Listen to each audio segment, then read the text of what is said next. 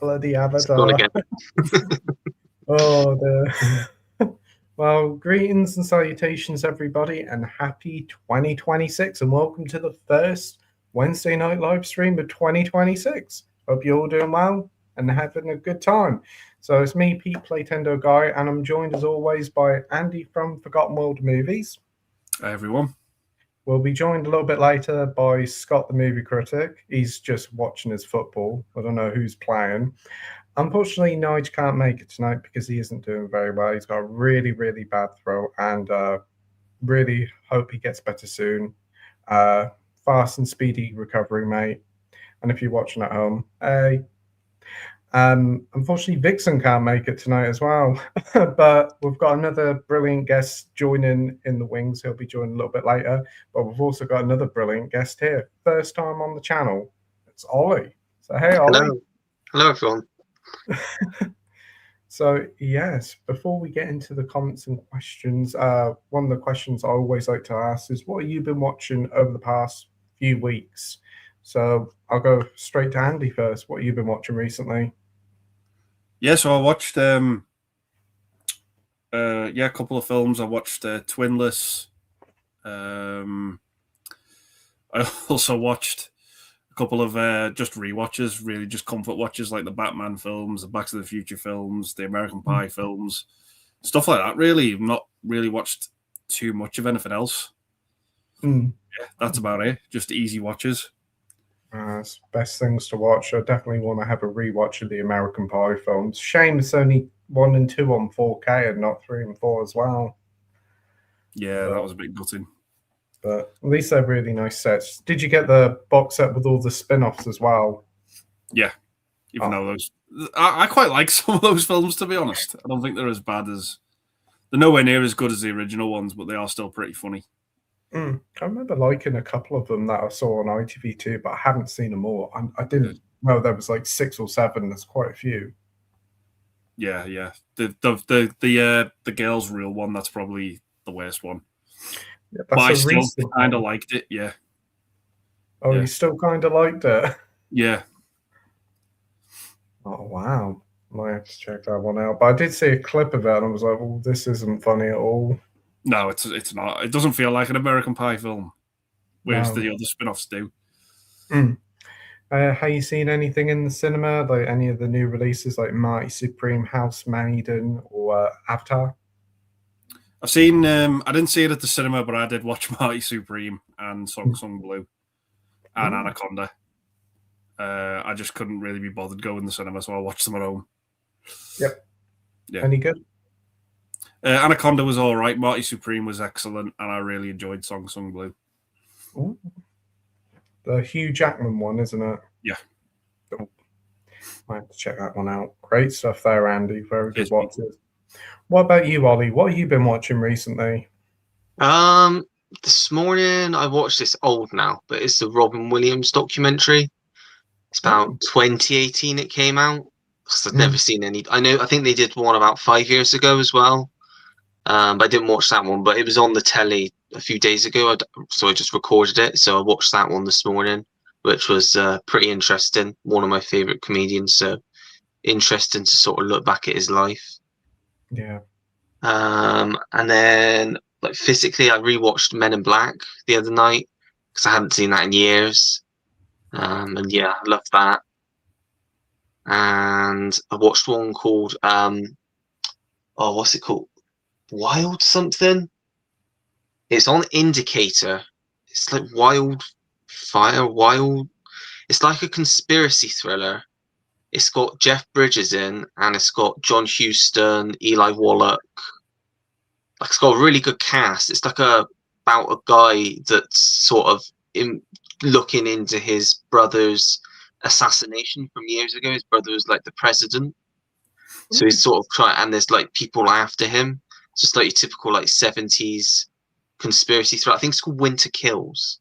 It's from like, I think 79. Oh, that sounds good. I'll have to check that one out. It's on Indicator, is it? Yeah, it's on Indicator. Yeah, I found it cheap on Vinted. So, yeah. Ooh, I have to give that a shot. But hey, we've got our other special guest here. Mike, how you doing, mate? Fucking knackered. Thanks so much for joining. Yeah, no, that's all right. Thanks for asking. Yeah, no, I'm all right. Just literally rushing around trying to get my laptop all set up, and I'm fucked now. I'm so out of shape. It's unbelievable.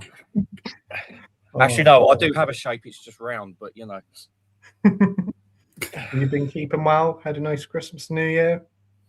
Yeah, it's not been too bad. It's been quiet. My mum wasn't too well over Christmas, and nor was my niece and me nephew, like me middle nephew. But they're kind of through the other side of it now, so which is nice. So, but no, thanks for asking. I hope everyone's had a good Christmas themselves and a good New Year. Yeah. Really good, mate. Excellent. Nice one. Right. So, what have you been watching recently, Mike? Trying to think now. I watched the 4K of Sound of Music for the first, literally the first time I've seen the film in 4K. My God, what a picture! It looks absolutely amazing. Sounds really good as well. What else have I watched? I watched Scrooge last night. I know it's after Christmas, but what can't be said for Scrooge? Just absolutely laughed my ass off when Carol Kane was beating the shit out of him, kicking him in the nuts and like headbutting him and all that brilliant stuff. I watched The Wizard of Oz on 4K because I picked that up as well. I was blown away by how good that looks as well. Really blown away by it. Trying to think what else I watched.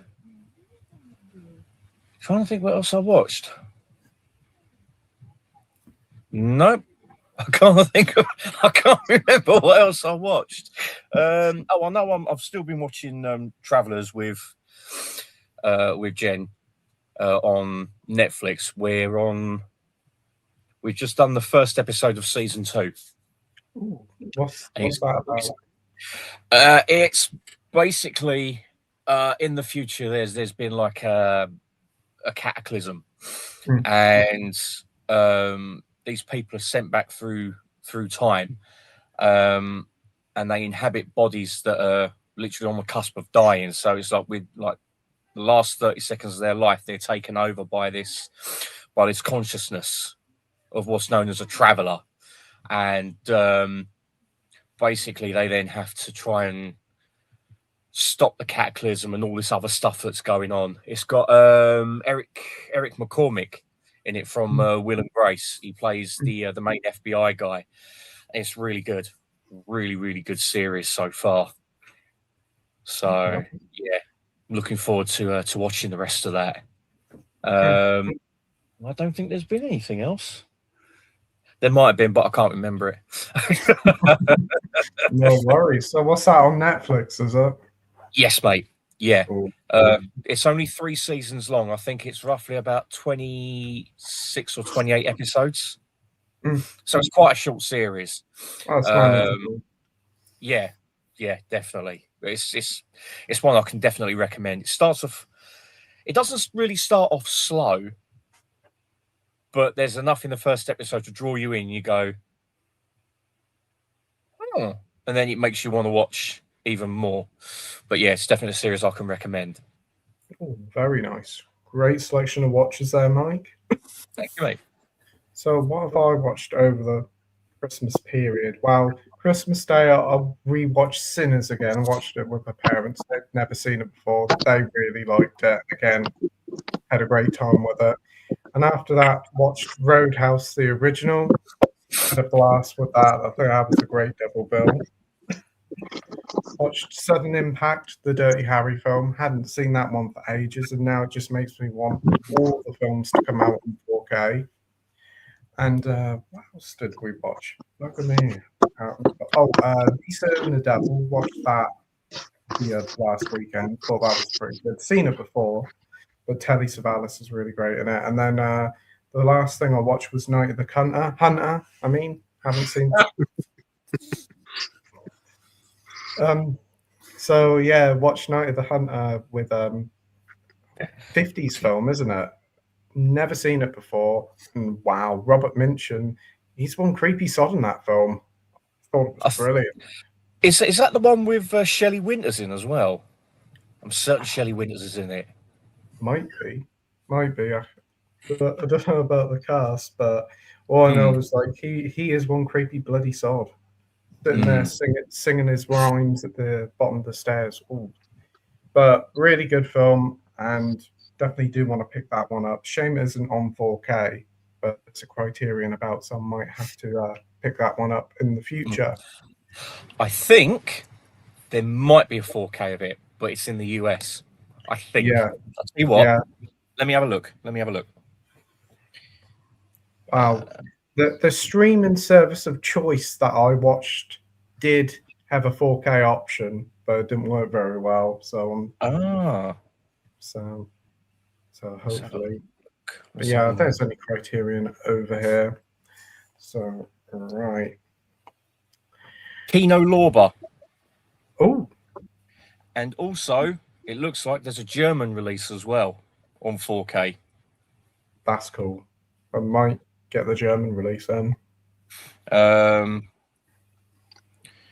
Yeah, some joker on eBay selling the Kino Lorber release for 72 quid.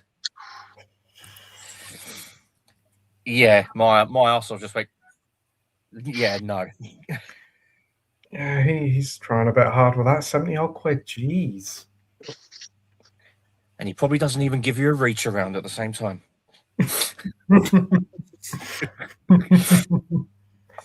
But another thing, before we get into the comments and questions, do you want to promote your channel to everybody watching at home? Do you want to go first, Ollie? I don't really have anything out at the moment. I think the last video I did was my weekly watches on Sunday, which I do every Sunday. Well, I try to do every Sunday, sort of everything that I've watched from my collection within the last week.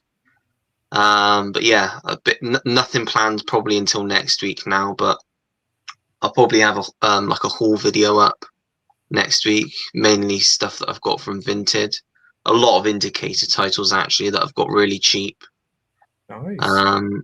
But yeah, that's mainly what I do. Just my weekly watches, my live stream on the Monday night at 7 o'clock, and yeah, haul videos. That's collection videos, just stuff like that, really.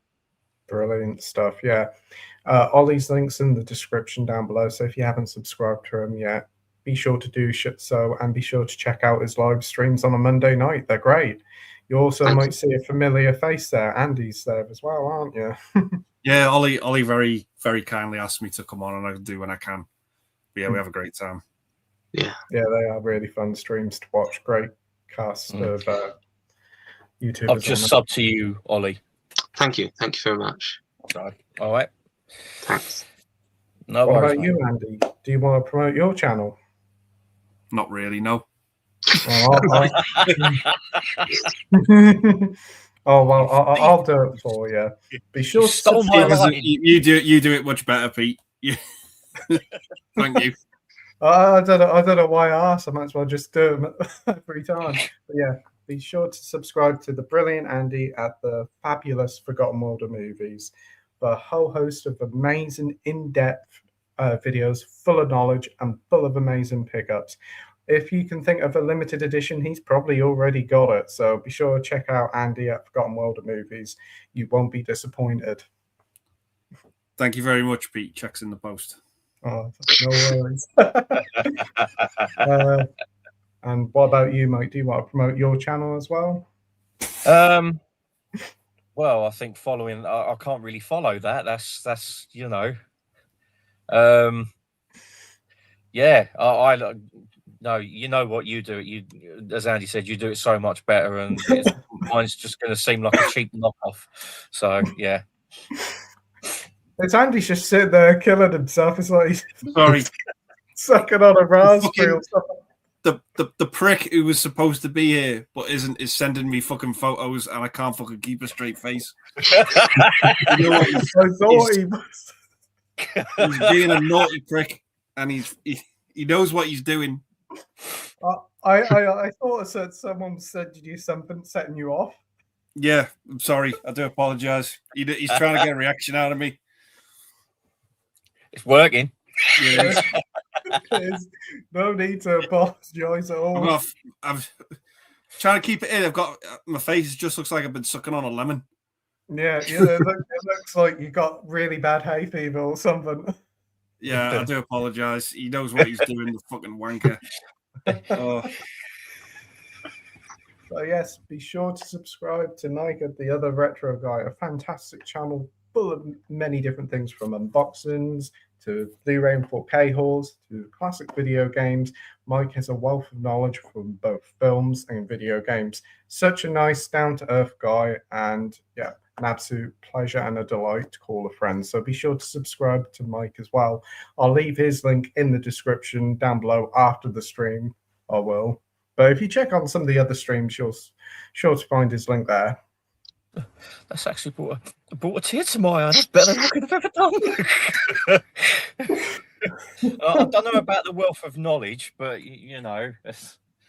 Oh, you certainly have. It's normally, sir, will you stop flicking through our encyclopedias and fuck off out the library? Oh dear, right. And would you like to recommend? Oh, I'm getting it now. Would you like to recommend me a? I'll just say, Nige, if you're watching, send him to Mike, because I know Mike won't keep a straight face. Oh, you fucking bastard! You absolute fuck knuckle. I'd forward them on to Ollie, but I think it might break him. Very possibly.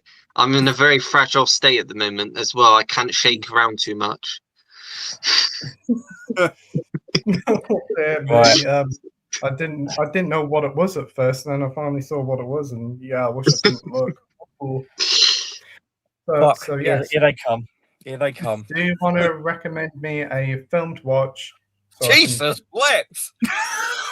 Oh, is it that bad? Well, I'm guessing it's not PC to show on the screen. No, definitely not. We'd be kicked out. Would be the stream. I can send you a screenshot, Ollie, but it might turn your stomach. I'm not going to get pulled off somewhere, am I? You bastard. I don't think there's a razor enough that could cut that. Oh God. More like a hedge trimmer. Or a fucking chainsaw. Oh my God, he's giving me another one. Oh my God. Oh, dear, that is pretty rank. I know. Where's Leatherface when you need him? Actually, I think that might be the second one. Ollie, I can send you a screenshot if you want, but you can just delete it straight away. Is it that bad? Yeah, I can't show it. Oh gosh. I don't want to be sick. Got an album full of these pictures to send when we're live. Why would you have an album of those? He does this because he likes to see me crack. Oh, and it's those sorts of things that make you crack. Yeah, because it just. Yeah. Oh. I do apologise, Ollie, when you get this. That's okay. I want to say I've probably seen worse, but I don't know if I have yet. It's going to be the conversation we've had, and then there's just going to be this random picture. Yeah, yeah. Is it on Facebook? Yeah. Hang on, I'll have a look. Hang on. It's just that face that he sent as well. Ollie, I'm so sorry. Right. It's just that face that he sent as well. Oh no, he sent me that. I've seen worse, but yeah, it's pretty bad. He's seen worse. That's pretty bad. I have seen worse, believe it or not. I've seen about 4 or 5 of them in one go. Yeah, tough on the throat. I can't show that. No, you can't. No. Nobody in the comments knows what we're talking about, but No. No. Oh, I think they could probably guess. Yeah, Oh, yeah. imagination. Yeah. All you got to do is just put the words Nigel and picture together, and you just guess where it is straight away. Yeah. Yeah. Oh, I remembered one of my other watches. Yeah. Time Cop, the French 4K of Time Cop. Ooh. Good nice. film. And it's I hadn't seen it for so long, so I thought, you know what, I'm going to knock it on, and I'm so glad I did. It was just such a blast from the past, pun not intended, but yeah, it was just great just to revisit it, and the picture's actually pretty damn good. It's the ESC release, because you've got a German release as well, haven't you, in the media book? But apparently the French one that I've got is apparently it's a better bit rate or better encode or something or other. But yeah, I'm glad I picked it up. Mm. I really am. That's Nice. good. It's a great film. I haven't seen that one yet. I've been wanting to check that one out for a little while. Well, you know what? That will be my recommendation. Time Cop. It's a fun film. It is. It is. Great one. I've added that to the list. But great selection of watches there, Mike. Have you got a film recommendation for me, Ollie? Oh. Well, I'm halfway through it at the moment. I chucked it on last night, but I never finished it. It's more of a guilty pleasure film. It's Rock of Ages. Don't know if you've ever seen it. It's very cheesy. It's very cheesy. But if you like 80s music sort of stuff, it's a lot of fun. Yeah, it's a lot of fun. Great. Yeah. What about you, Andy? Yeah, I'm going to go with another Van Damme film. I'm going to go with Sudden Death. Ooh, nice. That is a fantastic double bill right there. Yeah. That really is. Time Cop, Sudden Death. Just that's an evening's entertainment right there. Yeah. That's my favourite Van Damme film. Sudden Death. It's pretty much Die Hard in an ice skate rink. Like on an ice hockey game. Yeah. Oh, that's cool. Yeah. It's such a good film. I've got to echo what Andy said. Yeah. It's just such a fun time. And Powers Booth as the villain as well is just amazing. Yeah. I do want to check that. It is good. There's a bit with a chicken bone. That's all I'll say. Yeah. Right, we've got one more. Got enough room for one more recommendation. So, what would you like to? You got any other films you'd like to shout out? What's the other? Is it Double Team? The one with Dennis Rodman in? Yeah, it's Double Team. Yeah, that was fun. That was fun. Yeah, I watched that just before Christmas. That's just a fun film. It's over the top, isn't it? Yeah. Is that Mickey Rourke as well, isn't it? Yeah. You know, I've had that since 88 Films released it on the limited edition run, and I haven't watched it yet. It's the same as Legionnaire. I've had that since it came out. Yeah, I've watched that one. I haven't seen that one yet, but I did watch. Is it Replicant? I quite like that one with what's his name? I need to watch Michael Rooker. Michael Rooker. I quite like that one. I thought that was pretty good. That was good. Yeah. So, I love Nowhere to Run as well. You've not seen that one? I think I might have seen that one. Yeah. That's where he's on a bus as a prisoner, and he ends up escaping. And he ends up helping this family that's in trouble. Oh, I don't think I have seen that one. No, I don't think. I think it's Joss Ackland that's the bad guy, isn't he? He's like a landowner, and he wants their farm. He wants their the farm. That. Yeah. That's it. Yeah, good film. One of the Culkins is the kid in it. He befriends. Oh yeah, Rory Culkin. Yeah. Oh, cool. Our list. What film should I watch next? We have Time Cop, Rock of Ages, Sudden Death, and Double Team. So you can go and vote now. The vote is open. Also, I think someone was getting double teamed in that photo Nike sent me. more than double. Yeah. Triple. Yeah, it definitely looked like it. There could be another one off camera. That's what I mean. You never know. There's multiple holes.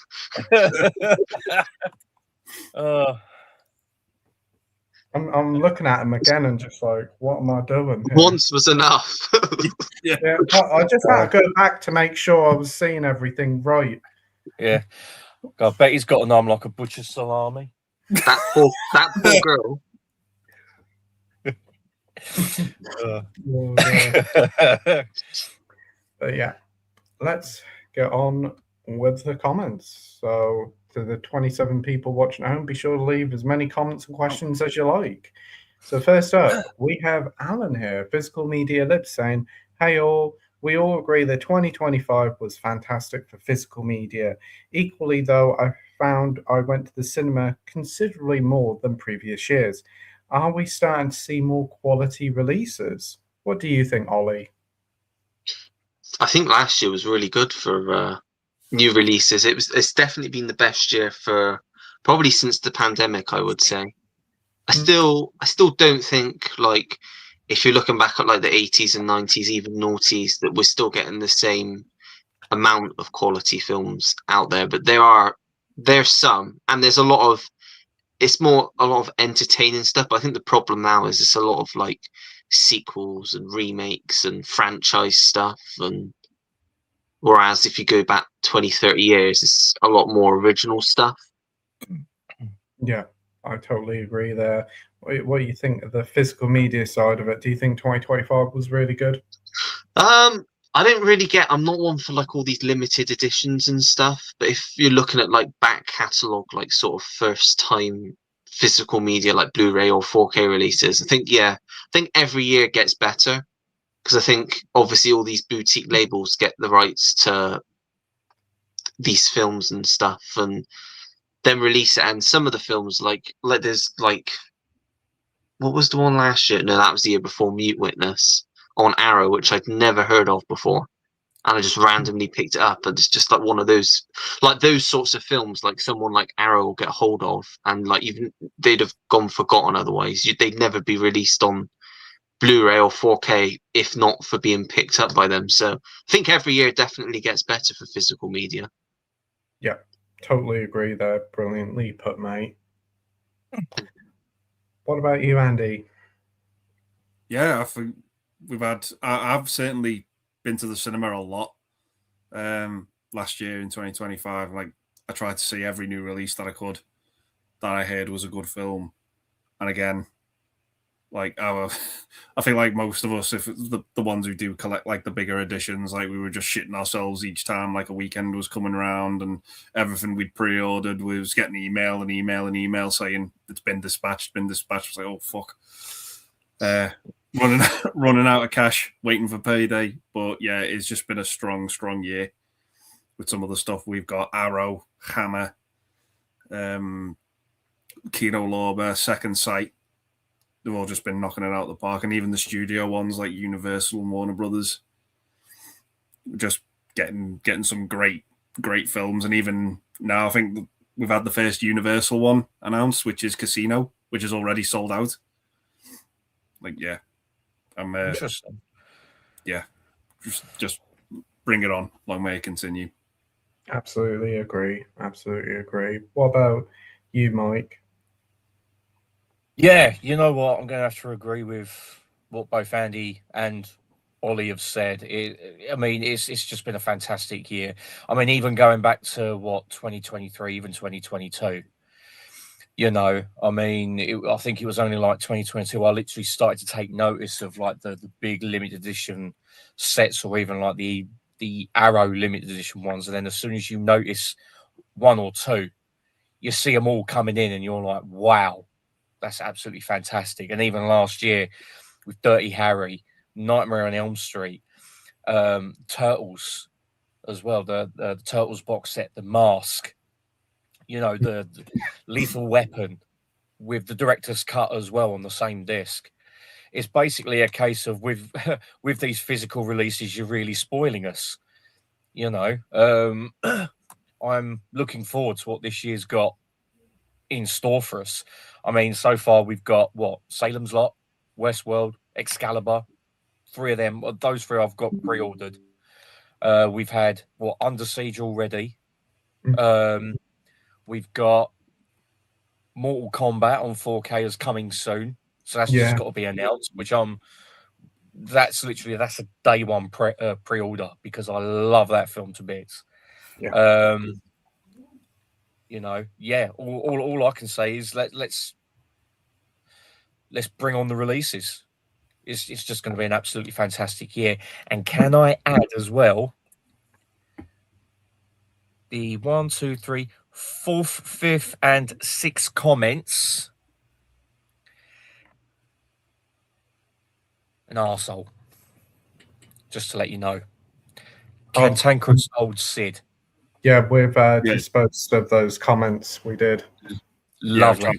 Yeah. Lovely. Just thought I'd let you know, mate. Yeah. But yeah, so yeah, 2026, let's have it. Absolutely agree, mate. Absolutely agree. But yeah, looking back on it now, 2025 was a good year as a whole for media in general. It felt like Hollywood was kind of getting out of that slump from, like, obviously post-COVID and all the strikes. The movies are starting to come out, and as you said, Ollie, there is still a lot of sequels coming out and reboots, but we did see a lot of original films come out last year. Sinners and Weapons, Companion, a lot of great little horror films and independent films as well. And I do feel like they're now getting back on that train track, and it's going full steam ahead. And obviously, with the physical media side of it, it shows no sign of stopping. As you guys said, Hammer, Arrow, Criterion, Second Sight, they just kept delivering the goods. And as I said in my recent video, like the final few weeks of the year was like, I think it was a couple of weeks before Christmas, it was like Possession, Reanimate, and Teenage Mutant Ninja Turtles all come out on the same day. It's like, what the heck is this? Where can people get all the money to get it? But all of them are sold out. It just proves that physical media is alive and well and doing better than ever. And whoever's saying it's dying definitely ain't a proper collector, because they wouldn't be selling out if they weren't popular. No, I have to agree with that. They're just these that basically they want everyone to conform to streaming and to fuck off your collection. Streaming is where it's at. No, it's not. I'd rather watch what I want to watch when I want to watch. I don't want to be dictated to, and say, oh, you've paid a tenner a month for your subscription. You want to watch, let's just say, Death Wish 4. You got to pay a tenner to rent it. No, I'll just go and find my disc on my shelf, stick it in my player, sit and watch it. Yeah. Do you want a certain film on the streaming site? I know I watch The Princess Bride for a couple of times, but it's nowhere on streaming. It is. I've checked all different places. You can't get it on streaming, so you can't get everything on streaming. That's why you can't be having your own personal collection with the titles that you like. Then they're always there, waiting to watch. Exactly. We've got Collect Adam here saying, good evening to our fantastic hosts and all the legends in the chat. Hey Adam, hope you're doing well, my friend. Alan makes a great point as always. Standout cinema experiences in 2025 were Sinners and Weapons. Hope 2026 carries this on. Absolutely. And I would say, like, the standout cinema experience was obviously going to see Weapons with you guys, both, Andy, like Nige, Scott, and everyone. It was just a blast. It was, and definitely a very fond memory that I always think of, especially with that film. It's like, I remember going to the cinema with those guys watching that. But what about you, Ollie? What was a standout cinema trip for you in 2025? Probably Weapons, I would say, just because of how different it was and unexpected, and had great reaction, packed cinema, and it's just one of those films that makes you realize how good it is to go to the cinema for films like that. Like, you don't get it so much anymore, going to the cinema, sharing the experience with people, and all having like sort of watching the reactions on different people. Because I think you said that, didn't you, Andy, when you went to see Weapons, that you went twice. In the second time, you were noticing everyone else. I think that's the best part. Yeah. Great stuff. What about you, Andy? Yeah, I'm gonna have to say Weapons, because I was telling Ollie this on Monday, but I had the benefit of when I watched it the second time with you guys, I had the benefit of knowing when the jump scares were coming and seeing your guys' reactions. It was rather funny being sat next to Carlos, and when that scene where Josh Brolin's in the basement and he finds the kids and he's looking for his son, and then all of a sudden he comes across what he comes across. Yeah, he just jumped out his skin. I think Mike spilt his popcorn all over him at one point. I did. Yeah, I did. Yeah, it was just a blast. It was just an absolute blast. I probably would. I don't know if I'd have liked to have it been like a fresh first time watch for me, but I don't know. I just kind of enjoyed as well just watching your guys' reaction to it. Yeah, and I think like coming out the cinema and talking about it with all you guys was also brilliant as well, discussing about it. Yeah. And what about you, Mike? Yeah, I'd say Weapons as well. It was just a fantastic film, and you know, having all of us there watching it, you know, as like a group, and then as you say, coming out talking about it afterwards. That is what it should be about. You know, not going there and sitting on your phone talking and flinging popcorn at people so you don't actually get that full experience. That was probably the best cinema experience I have ever had. It was just an awesome time. Yeah. It really, really was. But for 2026, there's They Will Kill You is coming out in March 27th. I've heard about this. Yeah, I see the trailer for it. It looks absolutely mental. It looks brutal as hell. And yeah, I'm going to see that at the cinema. Come what may. I'm going to see it because it looks off the wall. And I'm pretty certain it's another Warner Brothers release as well. It is. Yeah. They're just firing on all cylinders. What the heck is this whole Netflix thing going on for? They're delivering the goods. I know. But yeah, that's definitely going to be my highlight this year. To go and watch that. Yeah, there's going to be a lot to look forward to this year. And I think, is it next week we've got the new 28 Years Later? Yeah, I'm not too fond of the 28 Days Later films. I see the first one, I thought it was all right, but I've got no desire to watch the other ones. Yeah. But you know, each to their own. I hope whoever goes to see it, they enjoy it. Absolutely. But there's going to be lots to look forward to this year. I think they're doing a sequel to Ready or Not, and obviously Scream 7 as well. So it's just going to be non-stop this year. Yeah, definitely. We've got the Bad Lieutenant here saying, "Ahoy there, all you scurvy landlubbers. 'Tis I, Master Bates, the biggest anchor on the seven seas, reporting for duty." Hey, Bad Lieutenant, hope you're doing well, my friend.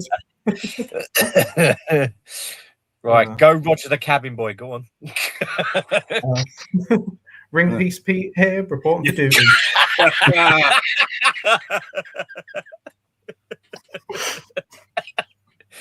Oh, that never fails to amuse me. Brilliant. Mac Chat says, "Well, lads and lady, hope you're all doing good and had a great Christmas and New Year. 2026 is going to be a good one. I personally got my first short of the year in the can already, so happy day." So brilliant stuff. Great to hear. Nice.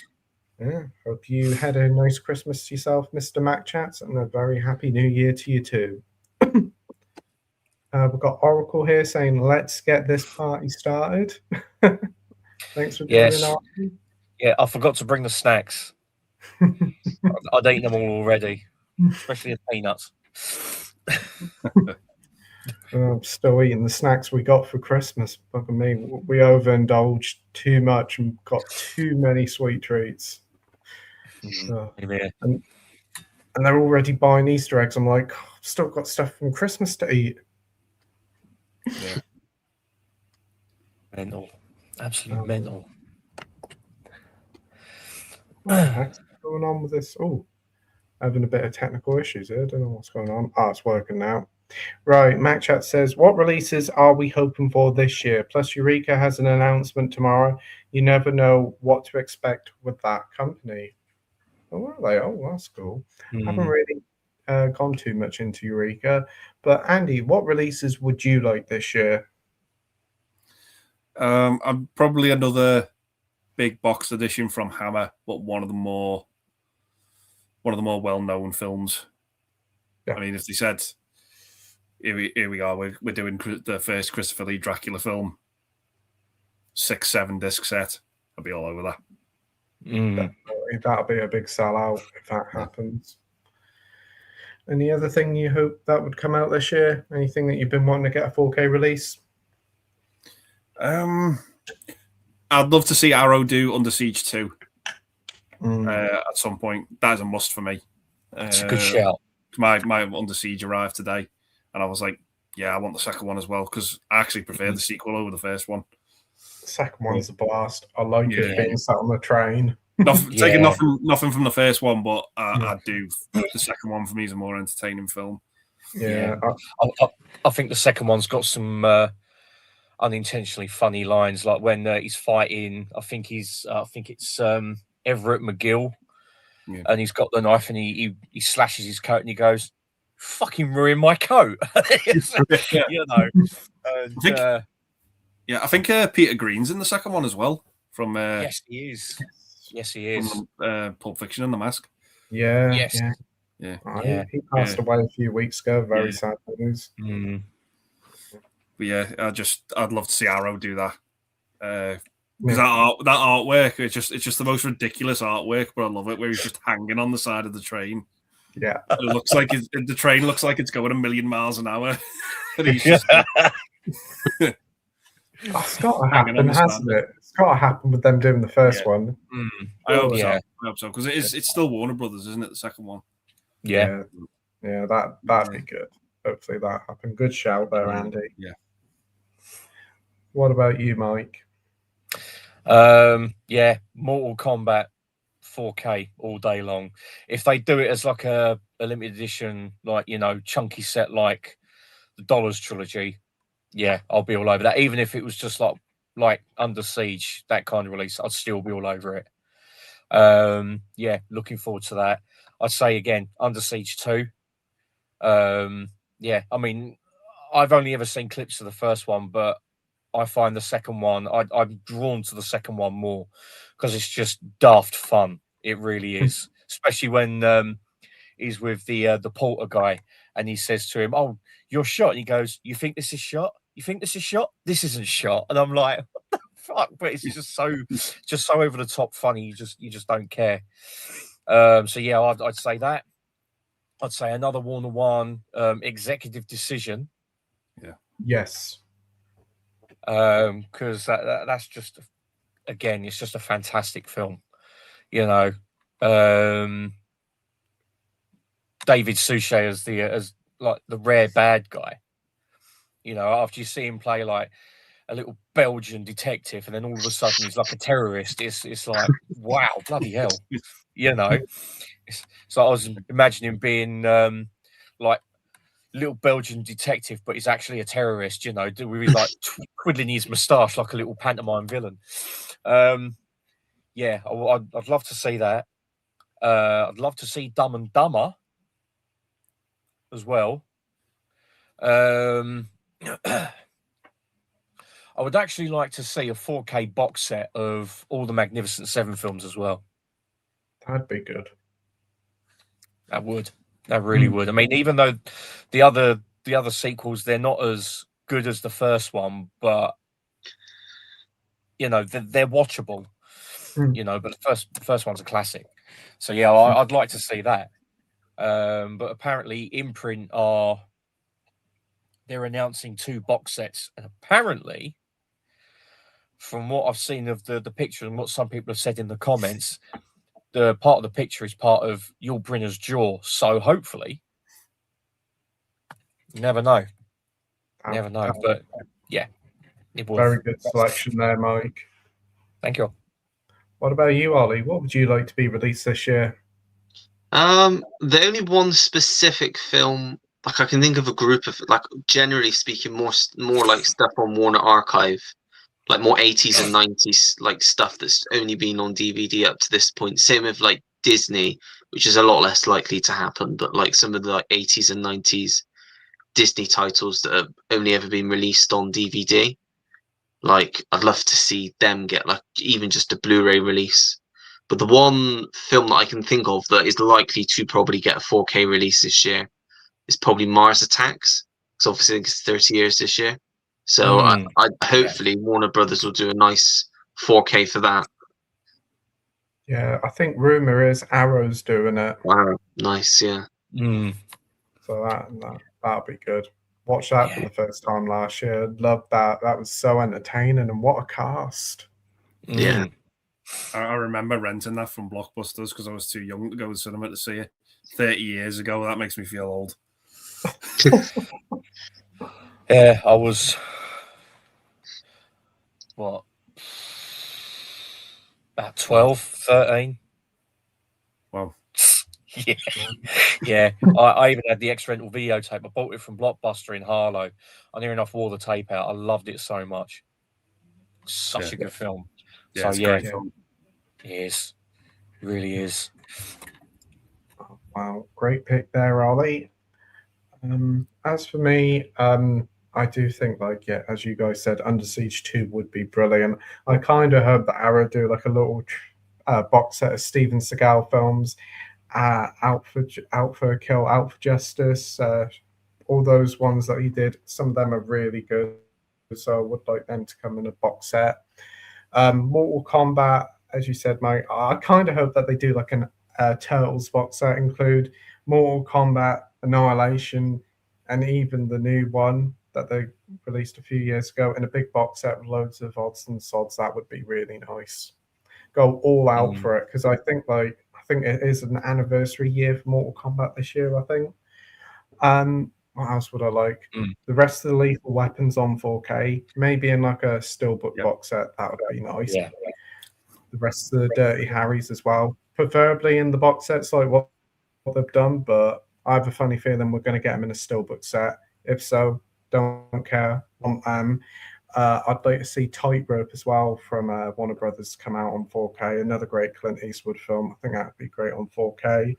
And the rest of the Bond films on 4K. Give us the Roger Moore, Piers Bronson films, and Timothy Dalton on 4K. I want all the rest of them on 4K. But yeah, a lot to look forward to this year. And to be honest, I think all the ones that we've said seem very highly likely to happen. Definitely. Right. Definitely. Yep. We have this very beautiful bugger here, that other retro guy. Oh, he's here. Good evening, all you handsome bastards. I hope you have a bloody brilliant, exquisite new year. Yeah, I put that down before you sent me the invite, so I'm like, oh, okay. Yeah. And here I am. Oh dear. We've got Alan here saying, I'd like to wish Nigel a speedy return to full health. He'll get better, but unfortunately, will be a Muppet all his life. His issues are incurable. Absolutely. Yes. Couldn't have put it better myself, Alan. Yep. I mean, as I've said before, as I said on my stream, this isn't the place for that kind of shit. It really isn't. We're just here to talk about films. We're not here to talk about that crap. Yeah. Simple as. Yeah. You know, it's not fair on. Sorry? I was going to say, I'm fortunate. I've only ever had one troll on my well, two. We get Stacy and we get Melina, and they just, yeah. Sometimes it's just better to ignore them. Yeah. But I mean, it's not fair to you, Pete, and that stuff isn't fair to you, Ollie. It isn't fair to the guys hosting that this shit keeps coming up. You know, I think these kind of people just need to go back to whatever rock they crawled out from under and bang one out over themselves. You know, as far as I'm concerned, can do without that kind of shit in this hobby. Well, yeah, we do this stuff to just enjoy our hobby, chat with friends, and just have a good time with us here and everybody watching at home. And we don't want all this rubbish going on. Just keep doing it. We ain't gonna bring your messages up. Just leave it. Get on with your life. If just do whatever. Just don't watch. If you're gonna keep on leaving these comments, don't watch. It's the easiest thing to do. Well, this Surely film's there's other things going on in your life that you'd rather do than just constantly put comments on here. It's stupid. It's getting very, very tiresome as well. Yeah, it is for everyone we have on, because it's week in, week out, and it is getting very, very tiresome, and we'll never acknowledge it. No. Yeah, I think they just need to go back to watching granny porn. Yeah. Nigel, if you're watching, please don't send me any of that. No, he's looking it up now. Send him loads. He loves it. Send him loads. It's his thing. Especially little old lady kiss my whip. He loves that one especially. Watch us all get a message in a couple of minutes with the load on. I'm keeping an eye on my phone. So am I. It's gonna buzz, and I'm gonna go, fuck's sake, here we go. I thought he was sending me something earlier because you were trying so hard to keep a straight face. You always do that. Oh fucking hell. Here we go. Oh dear. He's found it. I do have my limits, he's told me. Oh Christ. Not many. Oh dear. Oh, he sent me one about 20 minutes ago. Oh, bloody perfect. He's even though he's not here, he's still fucking cracking us up, the bastard. That second picture he sent me, it looks like it's been in the sun for about a month. Oh, it honestly looks like a burnt kebab. It does. Don't mind me, I'm just popping some pills. He's had enough of those photos already. Oh dear. Oh, fucking hell, Nigel, you bastard. We've got Matt Chats here saying been on a Chabby Chase binge recently. His documentary is out, so I'm gonna have that on at the weekend. And Memoirs of an Invisible Man is actually a great film. Don't get the hate for it. Have you been? What are some of your favourite Chevy Chase films, Ollie? Well, I watched the documentary on Saturday, and following that, I don't know why, but I decided I went on Tubi. I told Andy I watched Nothing But Trouble, which is just a weird film, very weird film. Yeah. And then I watched Funny Farm on Sunday night. That's good though. That's a lot of fun. But my favourite's probably Vacation. I like the first 3 Vacation films. Vegas ain't great, but like the first one, European and Christmas Vacation, I love those. I go back to those quite a lot. So yeah, and Community. He was great in Community as well until he got fired. But yeah. Yeah. Oh, great selection of stuff there, Ollie. What about you, Andy? Yeah, I do want to check out that documentary because I saw it advertised today, so I might watch it over the weekend. But yeah, the Vacation movies for me are absolute staple Chevy Chase. Particularly the first and third one. I don't mind European either. That's got its moments. Fletcher's okay. It's kind of a fun film. I kind of like Nothing But Trouble as well. It's a weird movie, but it's entertaining. And yeah, Memoirs of an Invisible Man. I only really like it because it's John Carpenter, but it doesn't feel like a John Carpenter film. Mm-hmm. It's a bit of a strange one, that one. But it has some good ideas to it about being invisible. Like there's like a scene where he's trying to eat Chinese food, and because he's invisible, he can't see himself and he can't pick up the chopsticks while he's trying to eat the meal. But yeah, it's got some good ideas to it. But yeah, that's it. I remember his small role in Hot Tub Time Machine, which is a fun film. But yeah, that's all I can really remember him from. Great stuff. What about you, Mike? I've not seen it. I've seen it advertised. I think it's on Sky Documentary at the moment, so I might record it. And I'm same as Andy. I might watch it over the weekend because I still want to try and watch the John Candy documentary if I can find it anywhere. I still want to watch that as well. In regards to his films, again, I like the first 3 vacation films. I think my ranking would have to go European Christmas, then normal vacation.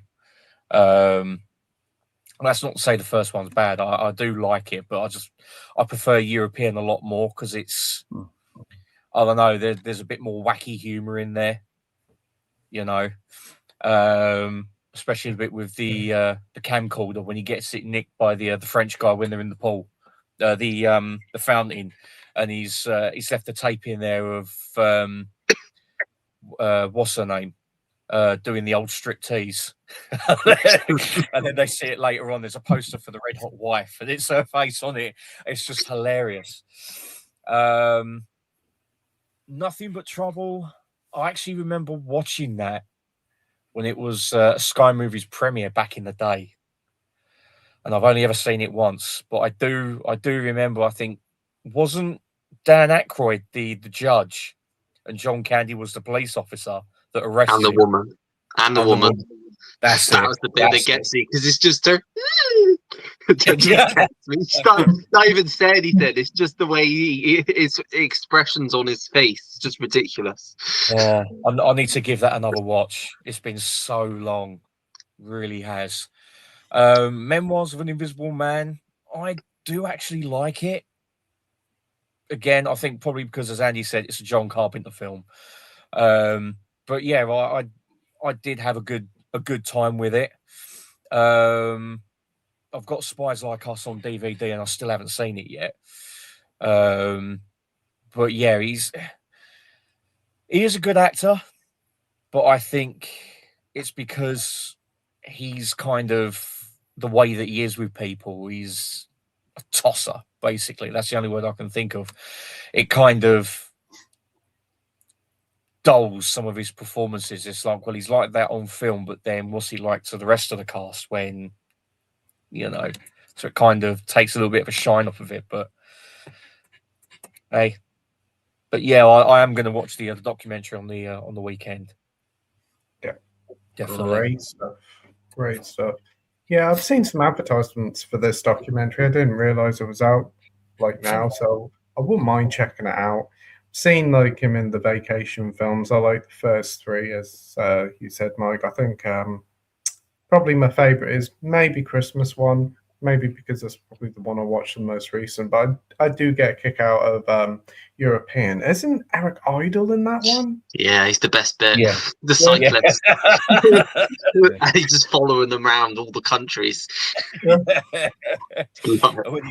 when they're talking to him when he first comes off his bike and he goes, "We go down here," and then as he does that, his blood just goes. Yeah, great. Oh, brilliant! And I do like the first one a lot as well, especially how the son grows so quickly throughout the film. He leaves as a child and ends up at Wally World as a full-blown adult because they had to reshoot it again, didn't they? Like quite a few months after it was originally come out.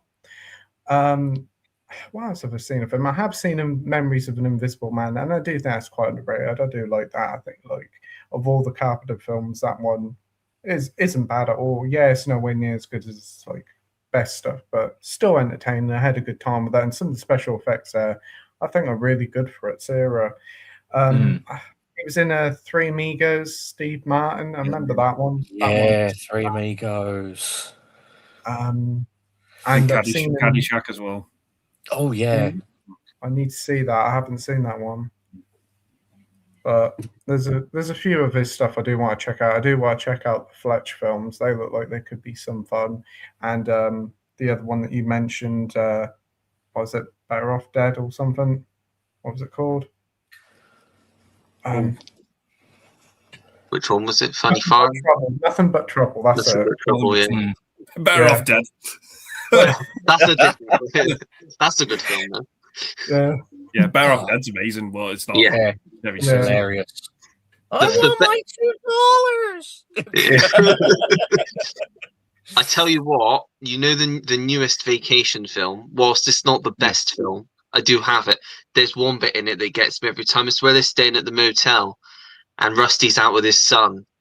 And there's another family that are walking past. And he says something like, "You're not too old for your dad to give you a rim job," and I lost it.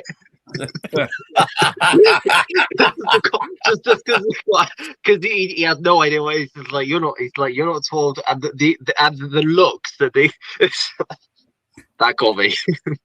I love that scene where they all think they're like in this, like they all get into this swamp. And they all think it's like clean water, but the leeches. It turns out it's like toxic waste, like a toxic waste dumping ground. It's like all syringes in there and stuff.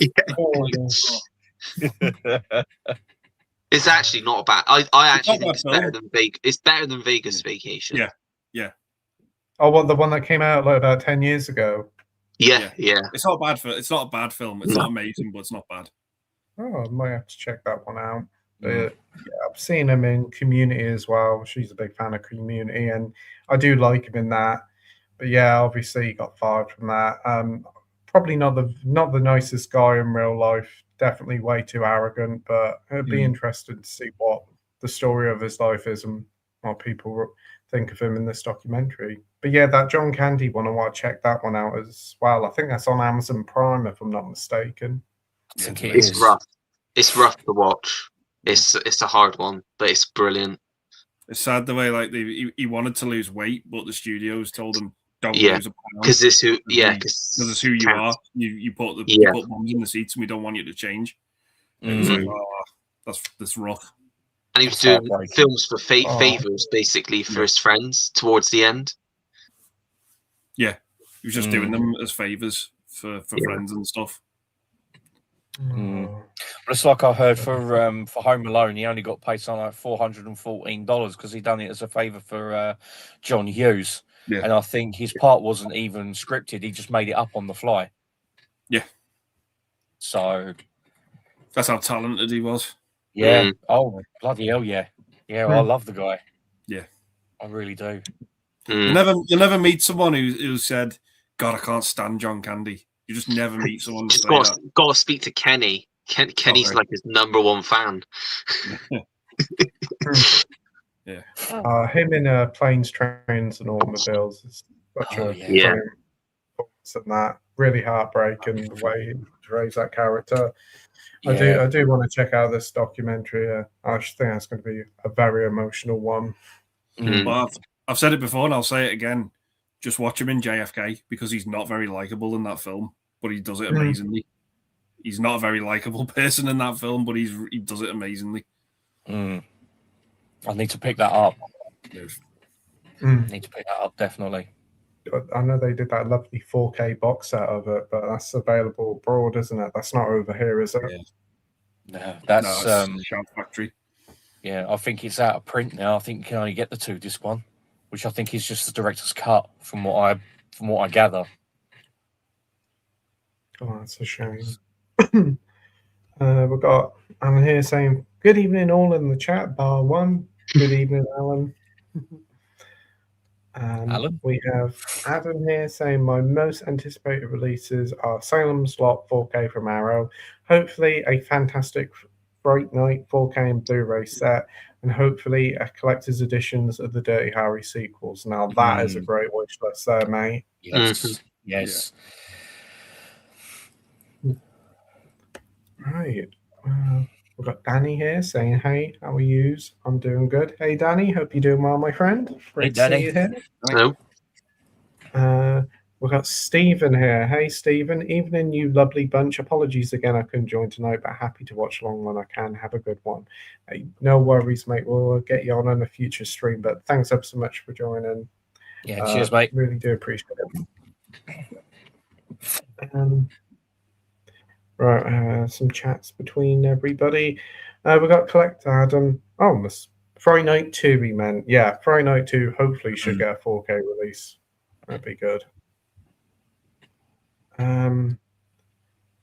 So we've got Mac Chat saying, I picked up the 4K Italian Nightmare City. It still has the issues with the chemical burn on the print at the start. I think a pristine print of it may be lost forever. Apart from that, the 4K is great. Heard of that film before. I haven't seen it before, but did Arrow release it over here normally? Yeah. I thought so. You seen this before, Andy, Nightmare City? Yeah, if it's the one I think it is, it's the one with the absolute terrible ending that's going to make it or break it for a lot of people. If you know, you know. But yeah, it's just like a zombie film, but the zombies in it use like weapons and stuff. They just come running at you with like axes and stuff. But yeah, it's like this plane lands at this airport, and I think like the airport staff go to like let the people off, and it's just full of zombies, and it's just like this virus just outbreaks, and yeah, it's a really, I don't want to say it's a really good movie, but if you like those old school Italian type of horror films with the weird gore effects, then yeah, check it out. But the ending's going to make it or break it for you. Yeah, I think if that's not mistaken, I think it's like, yeah, I can remember the ending. I think I remember hearing about it. The ending's a bit like, is it grotesque? Like Yeah, one of those sort of bad I don't know if it's that bad, but oh, that bad is it? Yeah. So, what about you, Ollie? Are you heard of Nightmare City? Never heard of it. No, don't know that one. No worries. And what about you, Mike? Have you seen it before? I've not seen it. I have heard of it, but I'm intrigued to check it out now. Especially from what Andy was saying about the plane coming in and full of zombies and all that, and running at people with like weapons and stuff. It sounds like a different kind of zombie movie, but that sounds good enough to me. I might try and pick it up and give it a whirl. I might have made that sound better than it actually is. Yeah, it's. Well, that's all right. If it's crap, I'm going to send you the bill for the DVD. Yeah. No, I'm kidding. No, I'm intrigued to check it out. I really am. So, yeah. I mean, it's always worth taking a chance on the film, because you never know, you might find yourself having a new favorite film. You never know until you try it. Exactly. We've got Alan here saying, what's your thoughts on Vinegar Syndrome's deal with Warner Brothers? Seems like a peculiar marriage, but in fairness, didn't do Arrow any harm. Yeah, I did see that. They're getting like 20 to 30 titles to release. I don't know whether they're just getting the Arrow films and releasing them, but hey, sounds like a good deal to me. As Alan said, the Arrow stuff have been great for Warner Brothers, and what a catalogue of stuff there. Get it all out before the Netflix merger happens. That's what I say. What about you, Andy? What do you think of the Vinegar Syndrome deal? Yeah, I'm not really sure what to make of it, because I don't really have too many Vinegar Syndrome titles. But yeah, if it's them putting out physical media, then I'm all for it. Absolutely. What about you, Mike? I did read that someone was speculating that it could be stuff that's never been released on Blu-ray or 4K before. It could be like obscure Warner Brothers titles. But yeah, if it means that they're going to get a release, then brilliant. You know, it's all preserving film history. You know, I mean, I would love to see a proper restoration of Teen Agent, or as it's called in the US, what's it called? If Looks Could Kill. With Richard. Yeah, Richard Grieco.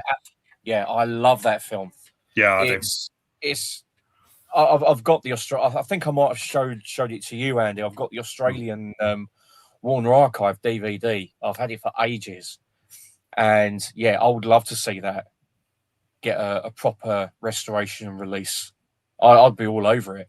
Yeah, I would. You know, but yeah, it'd be interesting to see what films they actually get. You know, so yeah, basically just watch this space, I suppose. So be interesting though. Yeah. What a film! Just more great stuff from Warner Brothers. Yeah. That was one of those films that I remember seeing clips of it when I was younger on TV, and I was trying to find it for years, and I couldn't remember what it was called. It took me years to find the title of it. It was one of those movies. Oh man, that was a blast from the past. That film. Yeah, brilliant film. Where Linda Hunt's got the necklace that turns into a whip. Turns into a whip. Yeah. That's what I remember when I was a kid. Yeah, that was one of the things. I was like, the villain in it. She wears a necklace, but it turns into a whip. And I was like, brilliant. And then he had the shoes that stuck to walls, and he could walk up walls with the shoes. And there's a bit where they're in like a kind of Q bunker, and he gets given X-ray glasses, and as he puts them on, the woman standing behind like a bulletproof vest, so he can't say nothing. So as he takes them off, he gives them to the guy. He puts them on, and she's walking away. He looks at her and he goes, "Man, hi." Yeah. It's a brilliant film. Absolutely brilliant film. And Roger Daltrey's in the first few minutes. Yeah. So what's this film called again? It was called Teen Agent in the UK, but in the States it's called If Looks Could Kill. Yeah. It's just all it is. It's about this American kid. He's like a teenager, but he's failed some of his classes, so he has to go to summer school in France. But on his way there, he gets mistaken for a secret agent, and he becomes this secret agent while he's over there. The bit with the Lotus car when he's trying to roll down the windows and he's firing off all the gadgets. Yeah, he's firing all the rockets off. It's brilliant. Yeah. Absolutely brilliant. And then when the car comes to a stop, he goes bang, and the windows go, windows down. Oh, brilliant film. Yeah. Oh man. That is such a blast from the past, that film. Yeah. I had the experimental VHS, and I've been itching to get another copy. As I say, I know I've got it on DVD, but I just want it on VHS just so I can just pop it in and just relive it that way. It's just such a good film. Yeah. And it's just criminal. I've got VHS of it. Sorry? I think I've still got my VHS somewhere because that was all I could buy it on at the time. Oh, excellent. Yeah. Excellent. I do actually have a bootlegged Blu-ray of it, but yeah. Oh, nice. Yeah, it's such a that movie unlocks core memories for me. Same here. It's just fun. It's just James Bond for kids, even though there is a few risque jokes in there. Yeah, there is, particularly when he's in the bed with that woman and the scorpion. Like he's trying to get the condom out the packet. And the keys back. Yeah. I need to watch that now. That sounds like a lot of fun. I've just checked it out and added it to the watch list. So I do want to check that one out. Roger Daltrey in it as well. He's in for a little bit. Yeah. There's like because he's like this. He gets mistaken for this secret agent, and they go on this plane. He gets given the first class ticket as well, and all his other classmates are like stuck in coach, and they're getting really pissed off at him. Yeah. And then there's this other agent who's been assigned to look after him. And he like pulls his teacher into the toilet and says, "Leave him alone." So he like pulls him. Yeah. There's also a bit where she's got an Uzi, and they're basically saying to him about like the French teacher. He goes, "It's okay, I'm the French teacher." Oh God, she's got a gun. It's a daft as arseholes movie, but it's just so 90s. It's just so much fun. Yeah, it is. It really is. There's another bit as well on the school bus where one of them's having a shave, and he's got this drinks cup, and as he's having a shave, he's sitting next to this like girl that he really fancies, and he rinses the razor in the drink. She goes, "Oh, you're so disgusting!" So he starts taking a sip of it.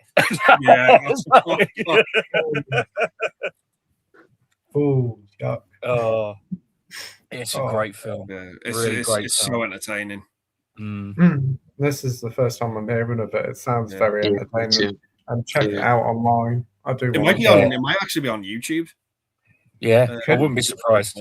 It's not a long movie. It's like 80 odd minutes or something like that. It's not a long film. Warner Brothers, and Yeah, it's Warner Brothers. Brothers. Yeah, that would be perfect for, again, like Arrow or Vinegar Syndrome to release then. Yeah. As I say, it's screaming out for a proper restoration. Yeah, It it's just really loads is. of Warner Brothers films that are just dead and buried at the minute, just collecting dust, and that's one of them. Yeah. What about you, Ollie? What do you think of this deal between Vinegar Syndrome and Warner Brothers? Well, yeah, like I was saying earlier, like the Warner Archive stuff, just more 80s, 90s Warner Brothers stuff. So if Vinegar Syndrome's made a deal and it means that we'll get more of that sort of stuff, then I'm all for it, really. Absolutely. There's so much to Warner Brothers, and you've got the New Line stuff as well. It just never ended, because New Line brought out some absolutely brilliant stuff in the 90s as well. They did. Yeah. So Anchor Bay DVD was pretty decent, but it needs to go decent, but it needs a lot of work doing to it. We got Danny saying, please like the stream. Thanks ever so much, Danny. Yeah, they're on about that. What's it called now? Nightmare City at the Arrow release of it. We have Marvel fan here saying, hi all, how are you? Hey Marvel fan, hope you're doing well, my friend. Hey up. Right, Mac Chat says, anyone going to see 28 Years Later? Nia DaCosta's directing has put me off. She's not made a good film, not a big fan on Candyman, and The Marvels is a film that would make any good director unemployed. Yeah, I really liked the new 28 Years Later, especially the ending, which was unbelievable. When Andy first told me about it, I thought, nah, it can't be true. And then when I saw it in the cinema, yeah, I couldn't stop laughing. A lot of people looked at me when I did that, but why not? But yeah. But anyway, Nia DaCosta, yeah, I wasn't huge on that new Candyman remake. I did not like that one little bit. And The Marvels, I haven't seen it, but what I've seen, like from trailers and clips, it didn't look good, and it was a huge flop for Marvel. So I'm really surprised she's been given the reins to this, but apparently people have seen it, and they were given early screenings like about 3 or 4 months ago and said, like, this is really good. So yeah, hopefully it's good. I know you said you're not too fussed about it, Mike. No, not really. Not really. I mean, I've not even seen that DaCosta's Candyman film or the Marvels. I've just had no interest in them. I mean, even the original Candyman, I watched it a few years ago, and even I thought that was a little bit ho-hum. So I'm just like, I've just got no desire to watch it. Yeah, totally get it. What about you, Ollie? What do you think of this film? Looking forward to it? Yeah, I am. I enjoyed the last one. I think I'm going to go and see it with my dad next Wednesday, because we went and saw the last one together. Depending on how I am next week, hopefully I'll be all right by then. But yeah, hopefully it should be good. The trailer looks really good. It looks a lot darker than the last one, and I've heard it's a lot more violent than the last one. So yeah, hopefully it'll be good. Fingers crossed. And what about you, Andy?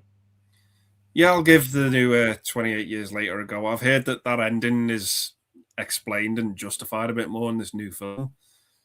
And yeah, I was one of the few people that didn't actually mind the new version of Candyman. I thought it was okay. Not a patch on the original, but it was fine. And The Marvels, I reluctantly have to watch it whenever I binge watch the MCU, but it is the worst movie in the MCU. I hated it. I hated it with a passion. Yeah, it's not good. It's like Ollie said. It's, my God, that movie's a struggle. It really is. And isn't it really short? Yeah. It's just the cats bit there, when all the cats are eating them all, and you got Barbara Streisand singing "Memory" in the background. I'm just like, is this what it's fucking come to now? I was just like, I was in awe. Yeah, cats eating people with Barbara there's cats Streisand. eating people to save them, to the song Yeah. "Memory" being sung by Barbara Streisand. Ridiculous.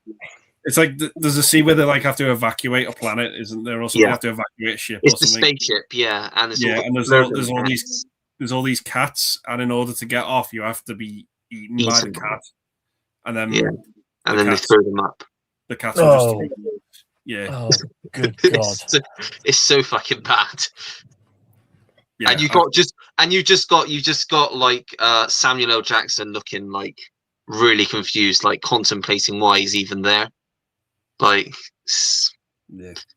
girl power.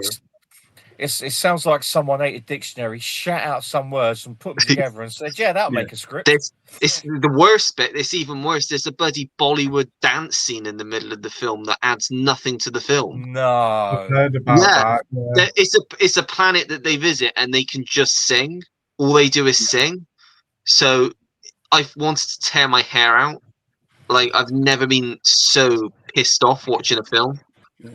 It's definitely worse than Eternals. It's the worst. It's without a shadow of a doubt. It's the worst of the MCU films. Yeah. I'd rather watch Thor: The Dark World than that again. I didn't actually mind Thor: The Dark World. I thought it was all right. I don't mind it.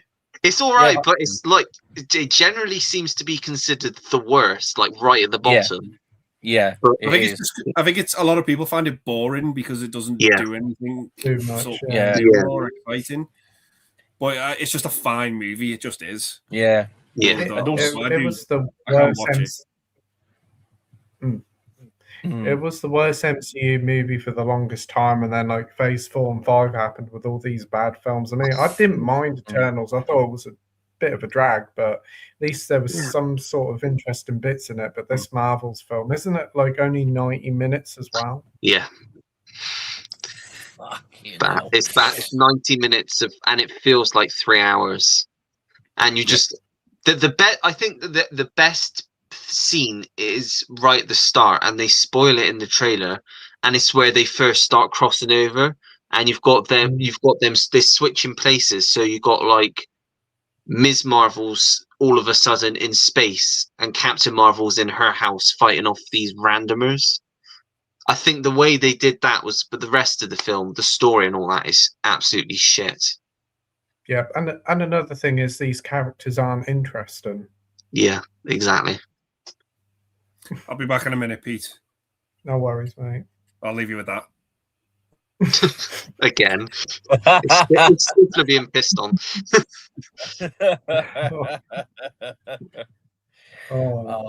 He had it as a background to start with, and he just came on, and it was just a massive background. Yeah. Well, I suppose it can't be worse than. Yeah. Oh God. But no, with For the Dark World, every time I watch that, there's some really bad editing going on. It's like when they cut the film together, there's one bit they put before something else, and it's meant to go after something else. So it's like there's one character that does something, but earlier on he's already something else. I can't think who it is. He's got that crystal that he gets put in his stomach, and as he brings it out, he crushes it, and he turns it into that kind of monstrosity. Can't remember. Is that Christopher Eccleston? Yeah, that's the Christopher Eccleston one. But yeah, Moloch, he was called, I think, something like that. Weird name. Yeah, I don't know. All I know, it was the guy from The Mummy Returns who was tasked to look after the little boy, the dark dude. It's him. Oh, yeah. He's got that one of those crystals, and he cracks it, and he turns into one of them in the actual on like the prison on Asgard. But the thing is, it actually shows him before being taken to Asgard, and he's already won. So it's like some really bad editing choices at the very beginning, and that's what kind of ruins it. It's like the continuity there is kind of like it kills it a little bit for me. But the rest of the film it's okay. It's okay. Yeah. But I would say the last Thor film was worse than that. With bloody Russell Crowe as, I think, was he playing Zeus? He was supposed to be playing Zeus. Gosh, that was. My head was hurting after watching that one. It's just a bit like, and to put Christian Bale, I just felt sorry for him. To put Christian Bale in there as the villain and just He was wasted. and all they were doing is making fun of him, and it's just like, this is like his first big comic book film since The Dark Knight Rises, and he's just being taken the piss out of, really. And to be honest, the best bit of that film is the start, where you see how he becomes Gore. Yeah. He's like, oh, this could be good, and then it just goes into Stupid. a comedy circus. It is Yeah. so bad. With And the then goats and stuff, like. Yeah. And then you think that's bad. You got Ant-Man 3, and that's even worse. Oh yeah, that was bad. With the Thor the Dark World has like one of the most insensitive jokes in it ever as well. Like for things that happen in that movie, things that happen in the MCU, because obviously the gauntlet with the Infinity Stones that wiped out half of everyone. There's an ice cream shop in it called Infinity Cones, and it's like you're making fun of something that murdered half the planet. Yeah. Like, I didn't even notice that. Yeah. Really didn't notice that whatsoever. It's so daft. And all the gods in it as well, they're just so fucking mean. Yeah. Just mean assholes. It's just like, why'd you have to be so horrible? It's been shit, the MCU. It's been shit. Hello, guys. Hello. Hey, Scott.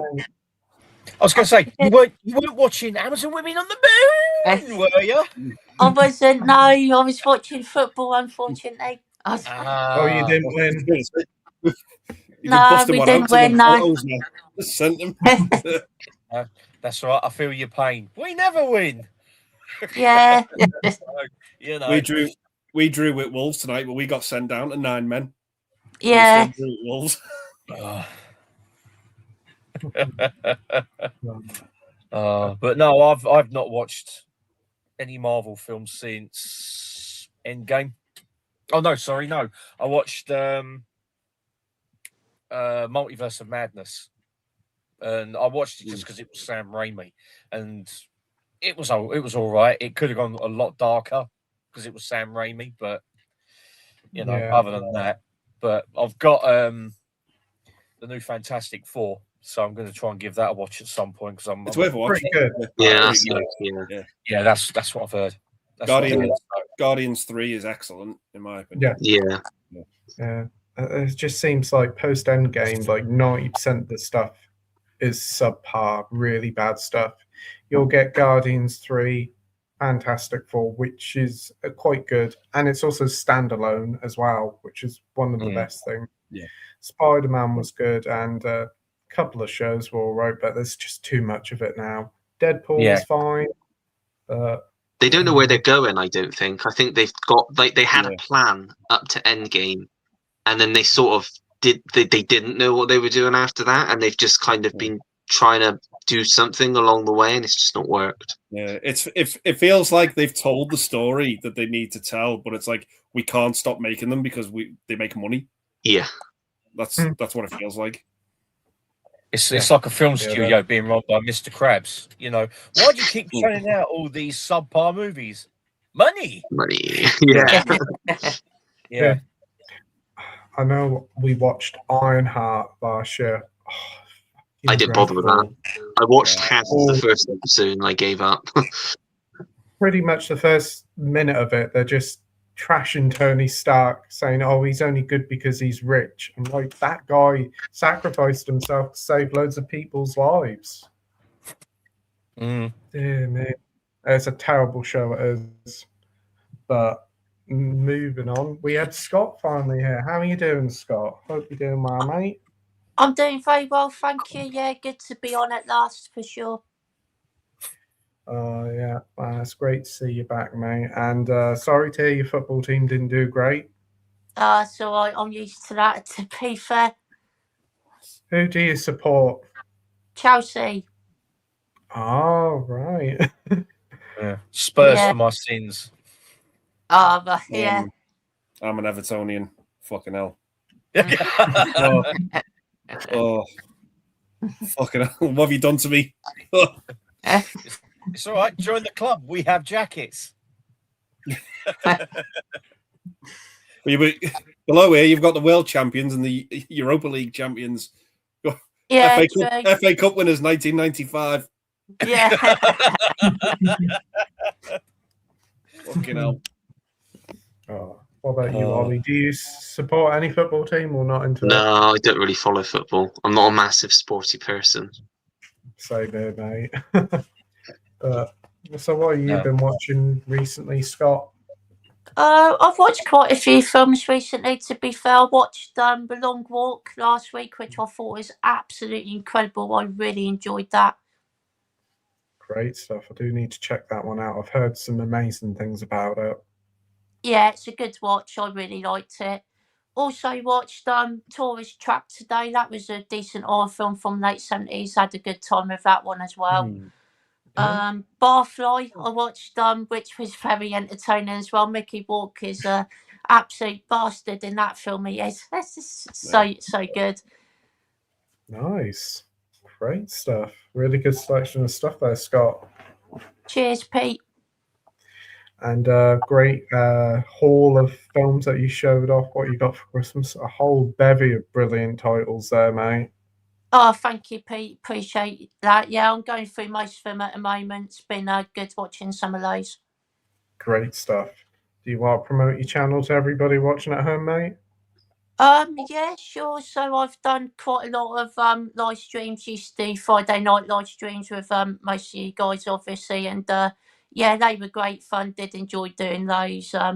And mainly just do pick up videos and random other live streams and stuff like that. Brilliant stuff. You got a wonderful channel full of great content, some wonderful live streams, and some great pickup videos. You bring back live streams? I might do. I'm not too sure. I will be doing like other random music ones throughout the year and stuff like that. You've been doing them on Sunday afternoons. You've done some with like Mike and Nige before. They've been good. Cheers, Pete. Yeah, planning to do a few more of those this year. Brilliant stuff. And we did the gaming one as well. That was an utter delight. Yeah, that was great. That was one of my favourite ones. I really liked that. That was a blast. You're going to be checking out 28 Years Later, Scott? Not at the cinema because I still haven't seen the latest one yet. But I did get it for Christmas, so I will be watching that one very soon. I look forward to see what you think of that ending. Yeah. I've heard it's quite weird, to be fair. We've got Slipknot fan here saying, "Sup, hey Slipknot fan, hope you're doing well, my friend." Oh, Slipknot. Hey, mate. MacChat says, I had a rewatch of American Pie last month. First two classics. Still hate 3. Just doesn't work for me. Saw the straight-to-video ones for the first time. Terrible. And Reunion was brilliant. You know what? I don't think I've ever seen Reunion. I've seen the first 3 and some of the spin-offs, but I don't think I've ever seen the Reunion one. But I will have to rectify that one. And obviously there's a 5th one coming out soon, or they're working on it now, so that'll be intriguing. Yeah. Apparently Charlie Sheen's going to be Stifler's dad. Yeah. Oh, God. Is he going to be coked up to the eyeballs? I don't know how this film's going to work this day and age, way some people are, but here's hoping they can do it justice. What about you, Ollie? What's your thoughts on the American Pie films? You like them? You seen them all? Yeah, I've seen them. I've seen the main ones. I've not seen any of the spin-offs, but yeah, I really like all 4 of the main ones. I think either the first or the second one's the best for me. And then I'd probably go 4 and then The Wedding. But yeah, I enjoy all 4 of them. I do need to give them a rewatch. It's been quite a few years since I've watched them last. Yeah, I know one thing that hit me with like the second one is how actually really high quality the second one is. That there isn't really much of a drop in quality between the first one and the second one. They're both very good. Yeah. What about you, Andy? Yeah, I love them, particularly those 4 core movies. They're very sacred to me. But yeah, The third one, The Wedding, for me is probably the weakest, simply because it's not all the original cast. It feels like American Pie 2.5 rather than American Pie 3 because it's missing a lot of the characters that I love from the first two. But yeah, it's my humor. It's what I grew up with. It's what the movies I watched with friends growing up. I even like the spin-offs. I do have fun with them. They're not as good, nowhere near as good as the core movies. But yeah, I think the first one's my favorite. Then 2, then Reunion, then The Wedding. But yeah, I love them. I've got a lot of time for those films. A lot of time. Yeah, and highly rewatchable as well. Yeah. I'm so glad 88 have done what they've done with them as well. Yeah, really nice releases there. What about you, Mike? I absolutely adore the first one. Absolutely adore it. I remember getting it on the DVD when it first came out, and I remember just crying with laughter at just how funny it really, really was. Especially the bit with the pie on the table, and it's just an absolute fucking mess. And Jim's dad just turns to us and says, "We'll just tell your mother that we ate it all." It's just a fucking mess on the table. It's just you don't really see a lot of comedy like that anymore. No. And it is sad, but yeah, the first one for me is an absolute classic. Really is an absolute classic. The second one, I do like it. I do enjoy it, but for me, it's a bit hard to watch. I don't know what it is. I think it might be that what's his name? The one who was going out with Tara Reid in it. Kevin. Kevin, that's the one. I found him a little bit too, I don't know, dopey. In regards to, like, obviously, like how he was in the first one, he was hilarious, but in that one, he's a little bit of a wet blanket. So I just, for me, that kind of ruins it a little bit. I don't actually remember much of The Wedding. I have seen it, but I do need to pick it up because I need to watch it again. And I've not actually seen The Reunion. But yeah, the first one for me will always be a classic. You know, it's just one of those films you can just whenever you're feeling stressed out, just bung it on, and then after the 90 odd minutes or however long it is, you're just like, I can't even remember what the fuck I was down about. It's just an absolute fantastic film. Yeah, it's one of the most iconic 90s films.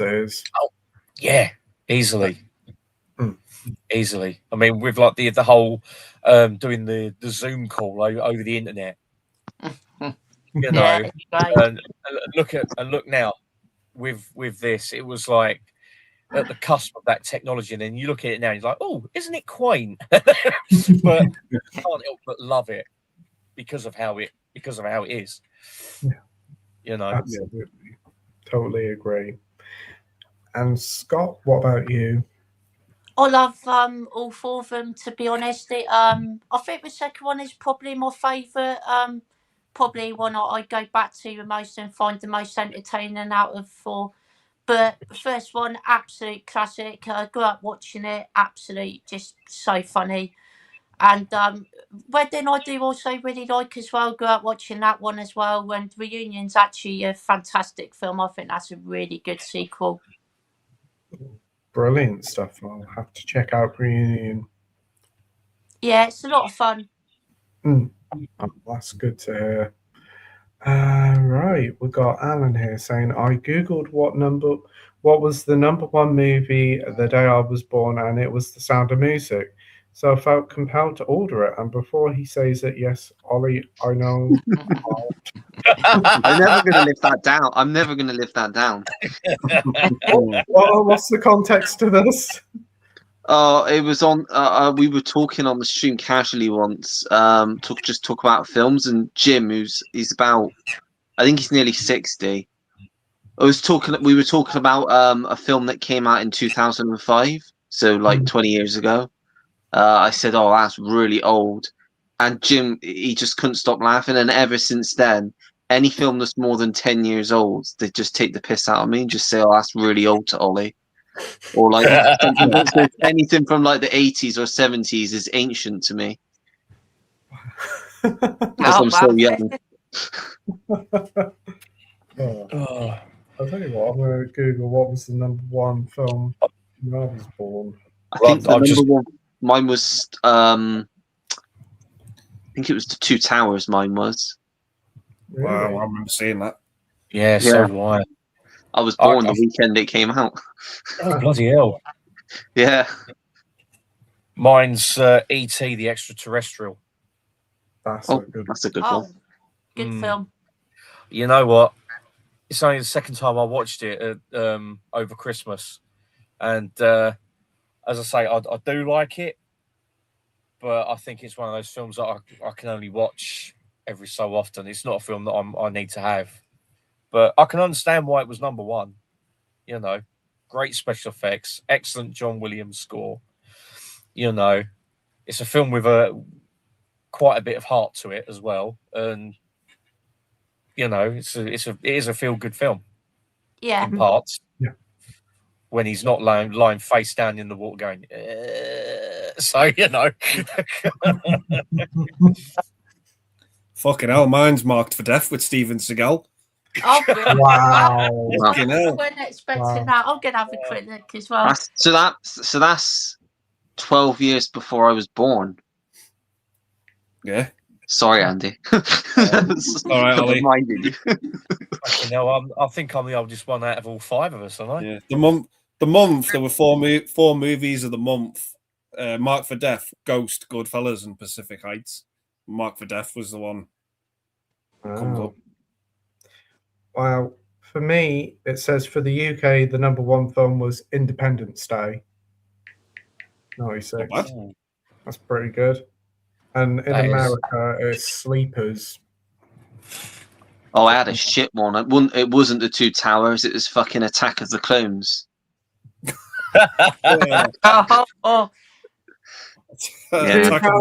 Attack of the Towers and Twin Clones. Twin Clones. It says Spider-Man was in the US, but it was Attack of the Clones over here. I'd have rather had Spider-Man. God, Attack of the Clones. God, I feel old now. Apparently, I've told many times by my mum that I was created on 9/11, which I don't know why my mum felt the need to tell me that, but she's the way she said, she's just said they came together in a time of great sadness. I said, yeah, literally. Mine says Jurassic Park 3, which is quite interesting. Jurassic Park 3? Yeah. Part 3. I wasn't expecting that to be fair. I thought it was going to be something a bit better than that, but yeah, there we go. It could be as well. Yeah, it could be. It could be worse. It could have been The Lost World, which I think is absolute dog shit. Oh, I quite like The Lost World, to be fair. I know that there's people who prefer the third one over Lost World. Yeah, I'm one of them. Yeah. I'm one of them. I can't stand The Lost World. I think it's just what loses me is the ending with the T-Rex in San Diego. It's like King Kong all over again. So it's like I didn't want to watch a retread of King Kong. I wanted to watch a Jurassic Park film. If I want to watch King Kong, I watch King Kong. Yeah. Yeah, I get that. So it's just bullshit. It really, really was. But yeah, E.T. 20 million in the UK during its theatrical run. So yeah, that was the highest grossing one in 82. So over here, yeah. I was hoping it'd be Star Trek 2, but oh well, you can't fucking have everything, can you? Some really good films come out the day we were born, and Jurassic World 3, or Park 3, should I say? Or Attack of the Clones. The Clones are too bad. Well, it's pretty bad. You know what? It would be funny if Nigel was here. He'd done a search and it was fucking Deep Throat. No, it'd be the ghastly ones. Oh,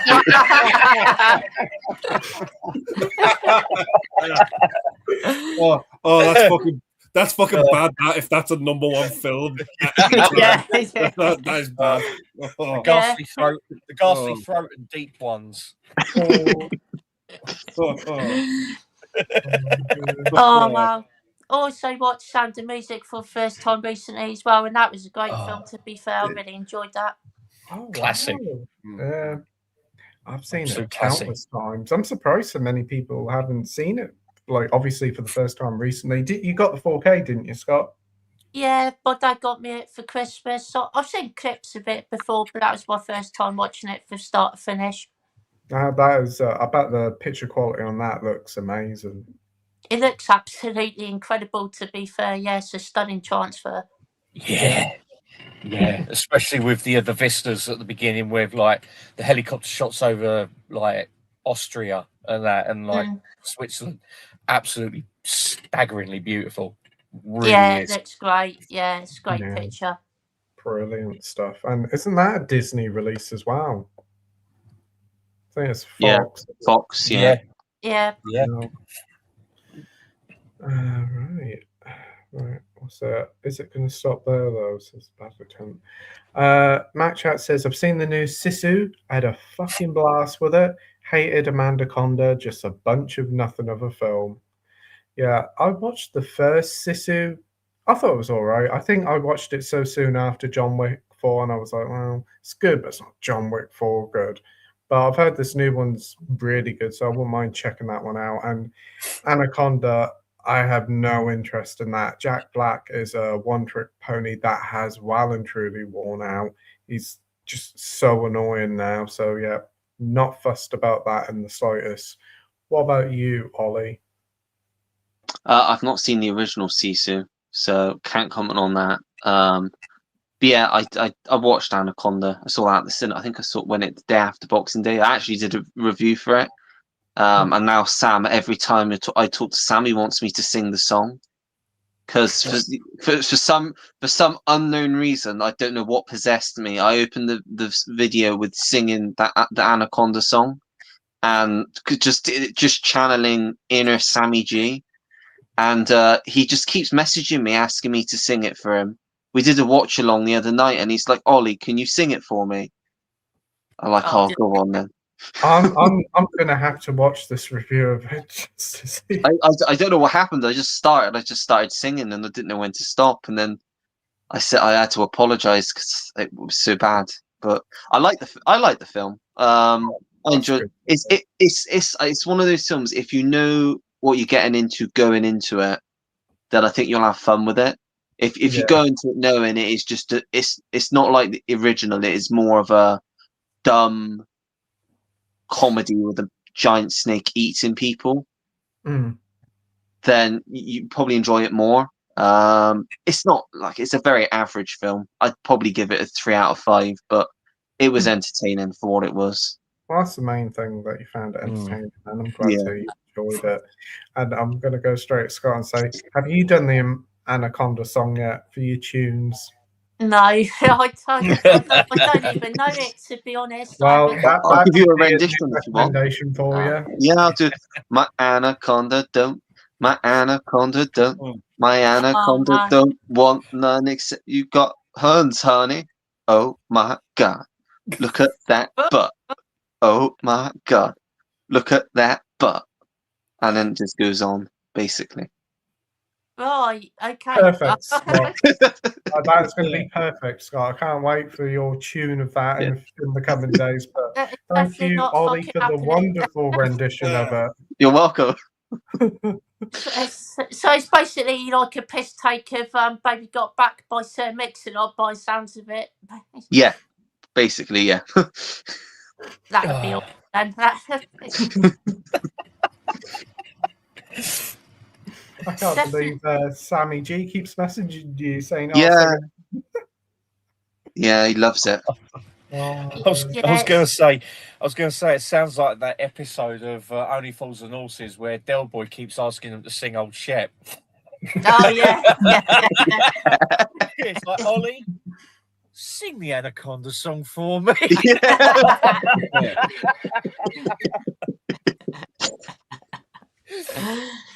Yeah, that is definitely not a tune, mate. It is a hashtag stinker, that one for sure. So, what about you, Andy? Did you check out the new Sisu? I know you did see Anaconda. Yeah, I like both Sisus, but yeah, the second one's a more entertaining movie for me than the first. Really, really enjoy it. It's over the top, daft, fun. It's like you've really got to suspend your disbelief, but not in a bad way. You just have fun with the movie because it's just so action packed. And yeah, I thought Anaconda was all right. It wasn't amazing, and it wasn't the worst film I've ever seen. But yeah, it was what it was. That's just have to just watch it and make your own mind up about it because I think it's not going to win everyone over. And Pete's just always back. I thought he just fucked off. I thought you got fucking. I thought you got fucking bored of me, you rude prick. Just got up and fucked off. Yeah. Oh, dear. Oh. Glad to hear you enjoyed whatever you said, Andy. Great stuff. Yeah. Brilliant stuff there. What about you, Mike? I actually did have the original Sisu on 4K, but I never got around to watching it. I ended up selling it. So I don't know if they come on telly, I might give them a go.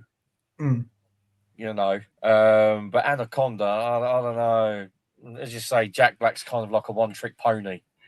You know, and that trick was well and truly done in School of Rock. Yeah. I'm glad he got bleeding blasted in Mars Attacks. Bastard. But yeah, I don't know about Anaconda. I don't know. After seeing the trailer for it, I was like, really? This looks shit. Yeah. I've heard it's done quite well for itself, which I suppose isn't a surprise. Jack Black still puts bums on seats. Probably because they wanted to see him get eaten by the giant snake. That's all they go and watch it for. Yeah. And what about you, Scott? You seen these two or planning to? I like the first Sisu quite a lot, so I do want to see the second one at some point for sure.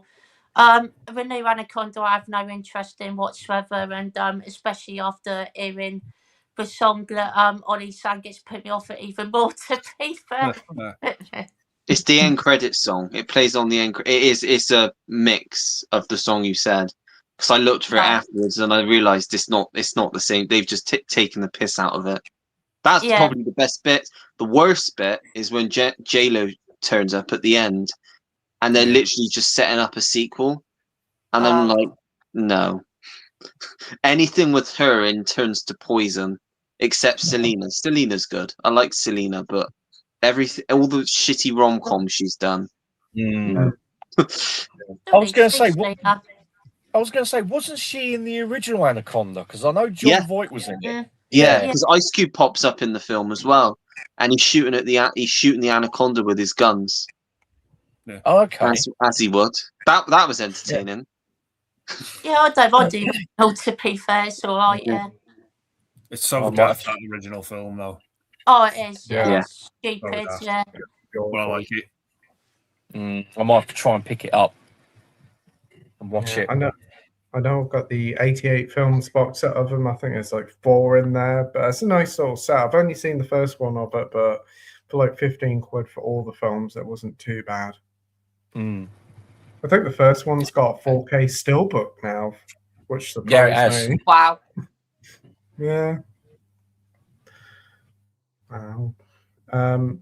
We've got Matt Chats here saying, I used to have that on VHS. Small Town Mascara, it was called. Haven't seen it in donkey's years. The 4K's out now. Ooh, nice. Right. So we have Adam here saying, wishing Nige a full and speedy recovery, Nige. If you're watching, you're missed and hope you're 100% again soonest. Best wishes to you and Laura, who is hopefully on the mend also, absolutely. Yes, mate. 100% agree. I think Nige may have sent me a voice message he wants me to play for you. Oh, Oh okay. God, Oh, is it okay. appropriate? Is it about us talking about Marvel and soccer? I don't know, but we'll Oh gosh, I'm worried now see. with those photos.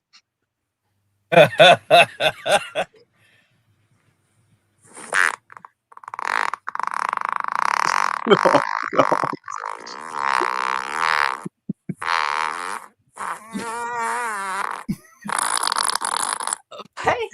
Alan. That can't be his ass. It is. That's an inhuman amount of time to have a fart. Sounded like That's- himself. That's a fucking small one for Nige, that. Yeah, That sounded like he shat himself towards the end. yeah, literally. Yeah. The end bit's literally like a shark.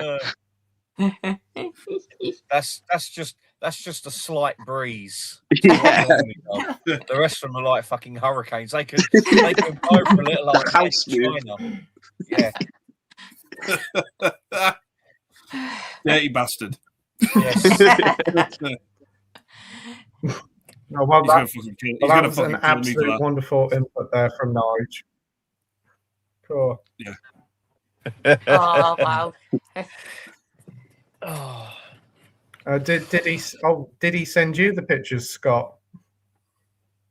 No, not Oh recently. gosh. Not Don't recently. traumatize him. You're missing out, mate. You're missing out. Oh, okay. I said I've seen more.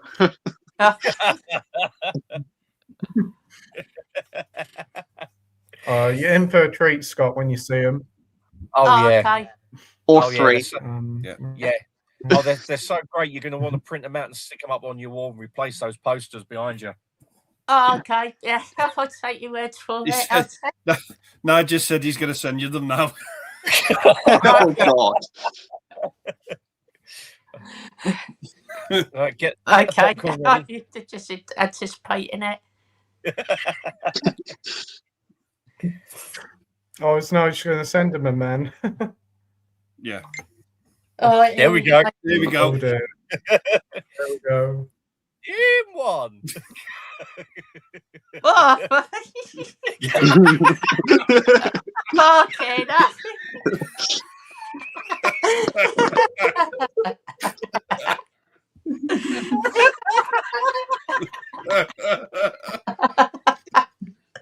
Oh, fuck off, man.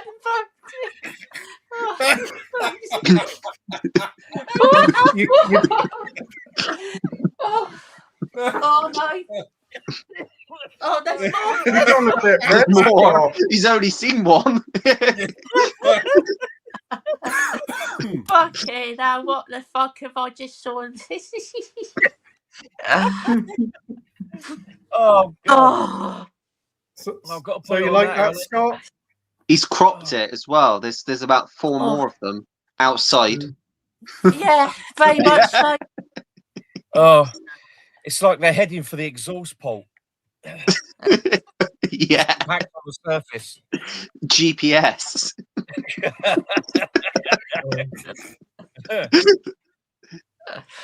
When you reach the hole, you've arrived at your destination. Yeah. He's got another one.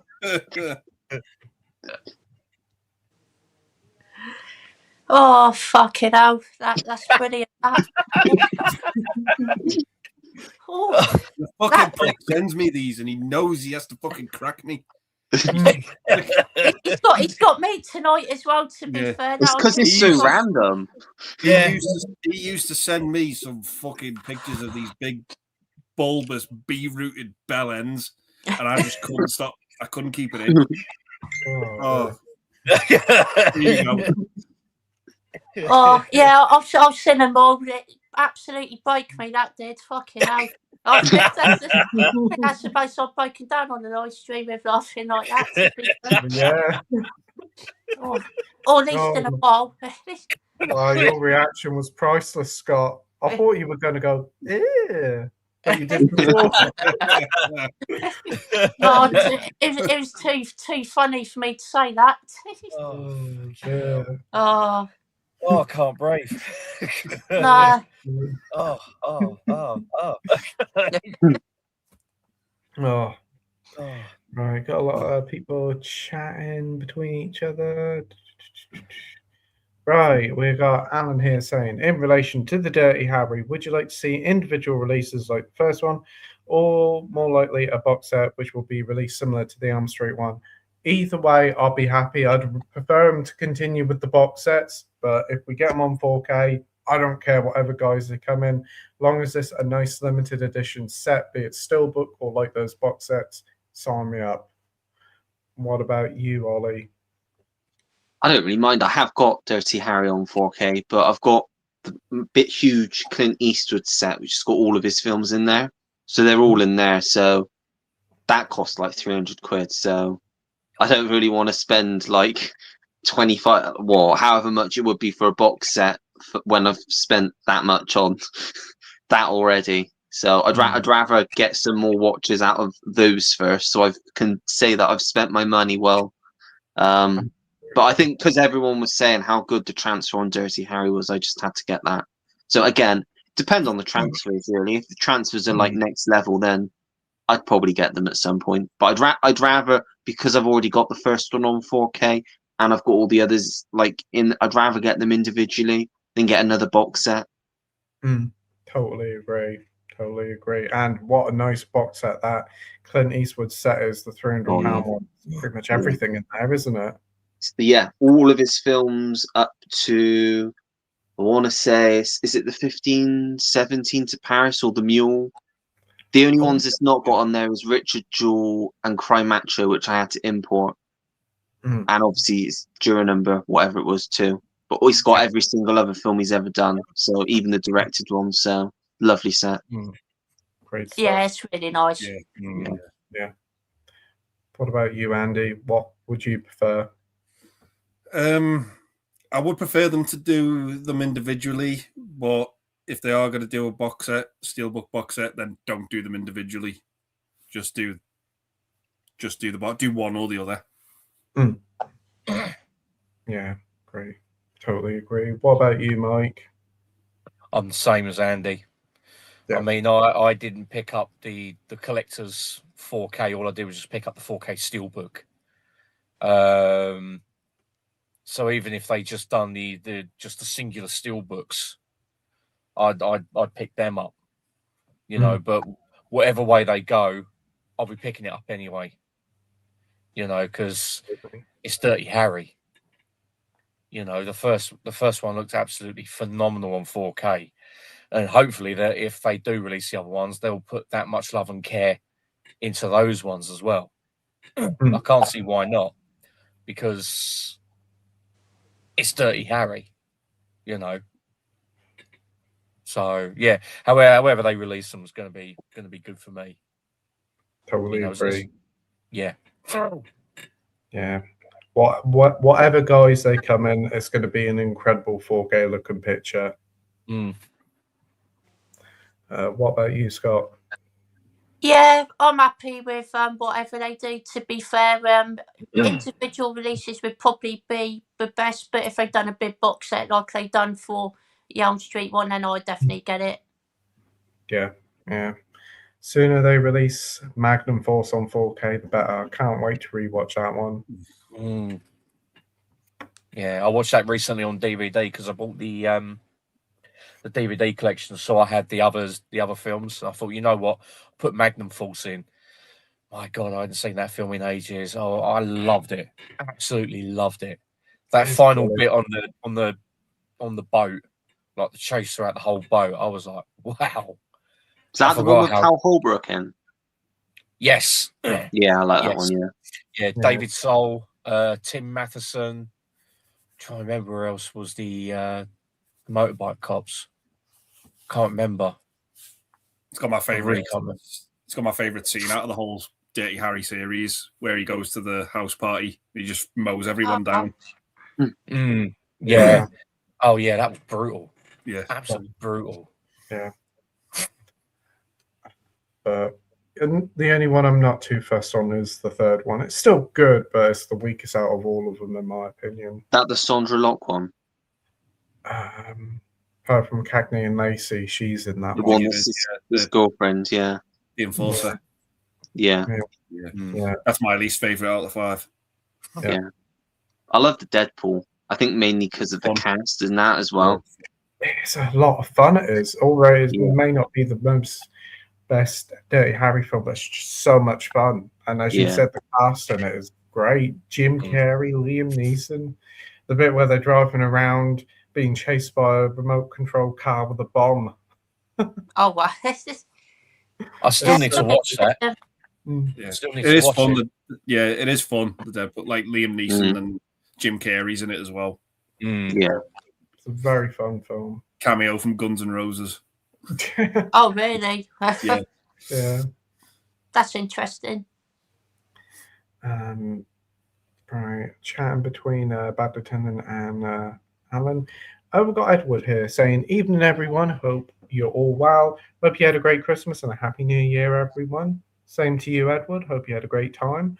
What's a movie or TV show that you think is underrated and deserves more recognition, and why? So, an underrated TV show or film. That's really good. It's a really good question there, mate. Can you think of one, Ollie? TV show. My favorite TV show of all time, which kind of nobody ever talks about, is The Newsroom, which is an Aaron Sorkin TV show from about 10 years ago. It was on HBO. It's got great cast, like Jeff Daniels is the lead. Dev Patel's in there. Got Sam Waterston, Jane Fonda, loads of people popping. David Harbour. All sort of. Each season, sort of like it's set in like this big newsroom, and each season sort of set around this big like event that's going on in that particular time. So I think one series is something to do with like a massive oil crisis that happened in America. But it's just the writing, like all of Aaron Sorkin's writing, is just so watchable. And I watched it during the lockdown.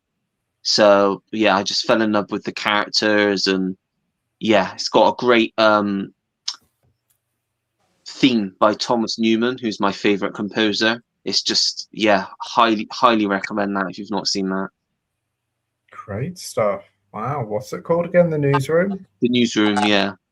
Yeah, I think I remember when it came out, there was a lot of people saying how good it was, but never got around to it. We'll have to give that one a watch. Didn't realise such a big cast in it as well. Yeah, huge. Great stuff. Is there any underrated films that you can think of as well? Oh gosh, there's so many off the top of my head. The Last Stop in Yuma County, only because I'm looking at it, is incredible. It came out 2 years ago. It's a film set in the 70s, and it's like sort of Reservoir Dogs crossed with like I don't even know what you would classify. It's basically, it's hard to describe without spoiling it, but it's like it's all these different characters that all their paths all cross at this roadside diner, like this truck stop, and they all like they're all there for a reason, and they all like sort of come together, and it's one of the best watches I watched last year. There's just so when you think something's happened and something else completely happens and it turns it on its head, it's great. Highly recommend that as well. Brilliant stuff. Great recommendations there, Ollie. Love it. What about you, Andy? For TV show, I'll go with a little Warner Brothers animated cartoon show called Freakazoid. If anyone's or watch that. If you want like a high energy Warner Brothers 90s style cartoon, watch Freakazoid. There's only 2 seasons of it, but my word, it's just in your face comedy. Yeah, I just love it. And for an underrated movie, I'll go with Teen Agent, because it just is. Yeah. You bastard, you stolen my one. You can always go with If Looks Could Kill. Yeah, I could do. All the ghastly ones. Yeah. I don't know, man. That's bordering on overrated for me.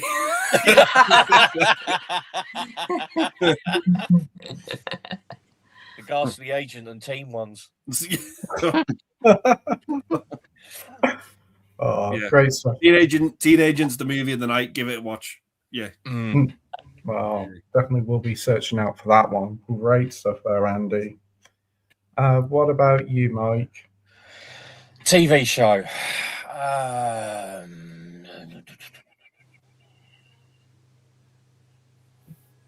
Do you think of one? I really can't actually think of one. The only one that's really coming to mind is a British show from years ago, written by John Sullivan, called Just Good Friends. Oh, I've seen that before. That's good. Yeah, it's a really good series. It's actually set around here, funnily enough.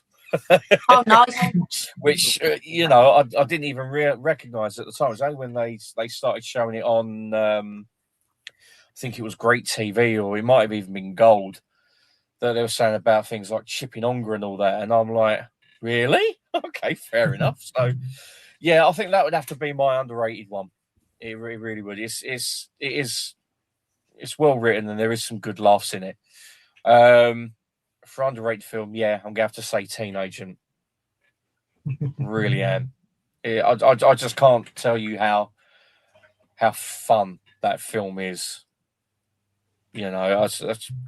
So yeah, that's my picks. Great stuff. Great stuff. What about you, Scott? What would be your picks?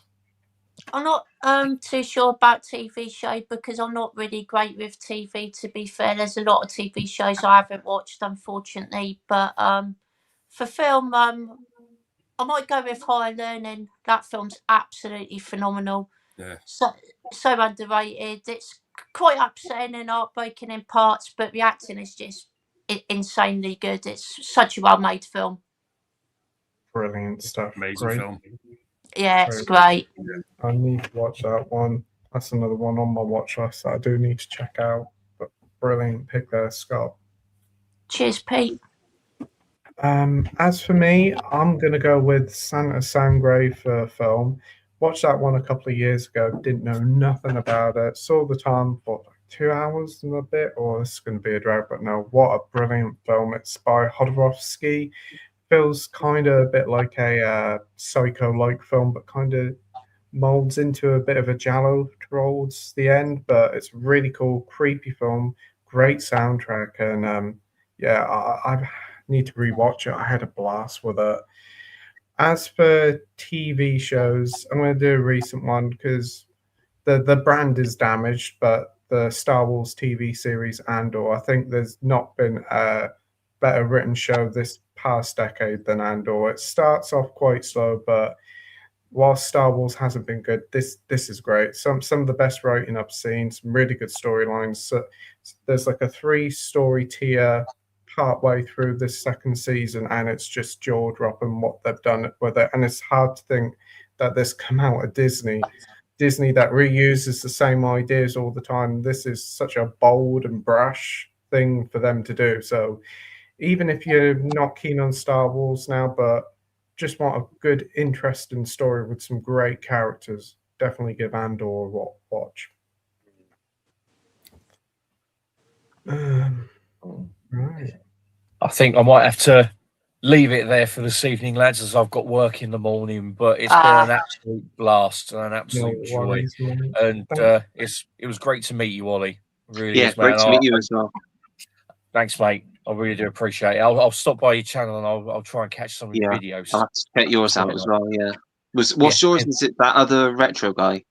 Yes, mate. Yeah, I'll check it out once the stream finishes. Oh, cheers, mate. I appreciate it. That's I really right. do. And I'll catch you all later on. And everyone in the chat, have a good one and enjoy the stream. Good to see you again, Mike. Yeah, and Thanks you for as joining, well, Mike. mate. Take care, All mate. right. You take care, Mike. No worries. Speak soon. You Yeah, too. Mike. Bye. You too. care. See you later. Bye. And then there was 4. Indeed. Brilliant stuff. It's always a joy to chat to Mike. Such a great guy. Yeah, nice person for sure. Absolutely. Slipknot fan says, have you guys seen a movie called I, Madman? I think this is on Arrow, isn't it? It does There's ring a one called bell. Madman. Possibly. I don't know. Madman. I Madman. I might have heard of it.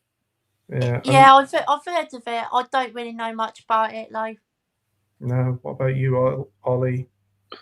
No, can't say I've heard of that. I've heard of the Madman one on Arrow, but I can't say I've heard of I Madman. Mm. Oh, so that's a different one on Arrow. Yeah. So we've got Alan Yeah, I saying, recognise the poster. what's the poster look like?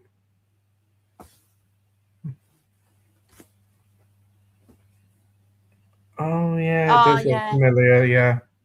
Yeah. So Alan says, at least Ray Liotta took a while to crack in Goodfellas. Mike and Andy crumbled like wet toilet Yeah. paper. Definitely did. Do you think I'm funny? Says Bad Lieutenant. Alan says, I have an Arrow Collector's Edition of it, Slipknot. I really, really enjoyed it. That's good. All improvised by Joe Pesci. Great stuff. We've Great got, thing. totally agree. We've got Roger here. Hey, Roger, hope you're doing well, my friend. He says, you guys seen the new trailer for The Death of Robin Hood with Hugh Jackman? I haven't. I've seen the trailer popping about on Facebook, but I haven't checked out yet. I think it's an A24 film, but I do like Hugh Jackman. I like Robin Hood as a story, so I'll give it a go. What about you, Ollie? Yeah, it looks brutal. It's definitely a different take on Robin Hood. They're like making him out to be like not like stealing from the rich to give to the poor, like just being a absolute horrible person, basically, like an actual outlaw. But yeah, just the trailer itself is brutal. Fits right in with A24 with just the look. And yeah, I love Hugh Jackman, so I will definitely be watching that one because it just looks a different take on Robin Hood. Okay. Well, I'm very intrigued now. We'll have to check out the trailer after the stream. What about you, Andy? Have you heard about this one? I've never heard of it. No. But I'll definitely check it out. By the sounds of A24 and Ollie saying it's like brutal. Yeah, I'll check it out. And what about you, Scott? Yeah, I'm not aware of this either, to be fair, but it does sound quite interesting. Totally. Slipknot fan says, which directors' entire filmographies have you seen, including short films, music videos, etc.? So, which director have you seen all of their work? I don't think I probably have. I don't think I've There's close just with like. new for me. So, what would it be, Andy, for you? I've seen, bar anything that's coming out that I know of that's been announced, I've seen all of Tim Burton's films. I've seen all of Tarantino's films. I've seen all of John Carpenter's films. I've seen all of Spielberg's films. I've seen all of James Cameron films. I think that's it. That's really impressive. Yeah, that's good going. There's a few I want to complete. Like I want to complete Ridley Scott and I want to complete Martin Scorsese. Yeah, Scorsese's a big one. Yeah, I think there's a few. There's one or two Stanley Kubrick ones I've not seen, but I've seen the bulk of them. Yeah, that's about it. Yeah. I think maybe the nearest one for me probably would be Edgar Wright. I've seen pretty much all his films. There's a little Western film that he did before making Shaun of the Dead. But yeah, I wouldn't mind actually watching other directors' full library, like John Carpenter. Finally getting around to watching all the Tarantino stuff, but imagine it's a really cool achievement to do. So great stuff there, Andy. The Tarantino stuff is good because there isn't really a bad film. No. Enjoy them all, but yeah, Spielberg there was some hits and misses, and same with John Carpenter. But when Spielberg got that new sci-fi film coming out this summer, I see a lot of people talking about that. The trailer looked pretty interesting. That'd be cool. Yep. What about you, Scott? No, I think the closest one is probably Tarantino, but then again, he hasn't done too many films. I think the only one I haven't seen is Death Proof, which I do need to see that one. Yeah, great stuff there, Scott. What about you, Ollie? The only one I can think of, but I don't know about short films or anything, is David Fincher. I know I've seen all of his films now, but the only one I don't have that has been released physically is, well, Panic Room, but that only had like a 4K steelbook, I think, last year. Yeah. So I got the DVD, and obviously I've not got the Netflix ones, but they're not anything to shout home about. But yeah, I think he's the only director I've seen all of his like feature films. That's cool. Great stuff. Brilliant. We've got Marvel fans saying, what's the next Disney Plus steelbooks to be released, or what for the shows? Haven't got a Acolyte. clue. It'd be the Acolyte, wouldn't it? I didn't even watch the last episode of that. I was like, I can't be bothered. It just got so bad. Oh, it is one of the worst things I've ever seen. I mean, they've got some gall if they release that on Blu steelbook. They might. Fucking atrocious. It is one of the worst things they've shitted out in a long while. Yeah. Oh, yeah. It's terrible. I mean, I'd like them to do Andor season 2, but that's about it. None of them Disney Plus TV shows have really been memorable. I mean, it's good that they have released them physically, but I haven't collected them. Have you got any of them, Ollie? No, I don't do steelbooks, but maybe if they had done like just the standard releases, then I probably would have. But then again, most of the shows have been like ones that I'm like, yeah, but I won't watch again. The only big show that I'd say I would go back and watch would probably be Loki, because I did really like Loki. And if you're talking about Star Wars, the first 2 series of The Mandalorian, I sort of dropped off at the third one, didn't finish that. No, But I'm only just getting into Star Wars, really. I've not even seen the prequels yet. I only watched the original trilogy for the first time last year. Oh, wow. Oh, wow. Yeah. And I'd already It's- seen the sequels. Don't know why I'd watched the sequels before the original. It's because of my age. Because the Force Awakens came out like when I was like, what, 13? So it's like perfect time for me, like the same age that my dad probably would have been when the original one came out. So those, although they're not good films, but those were the films that drew me into Star Wars, which isn't a good thing. I'm ashamed.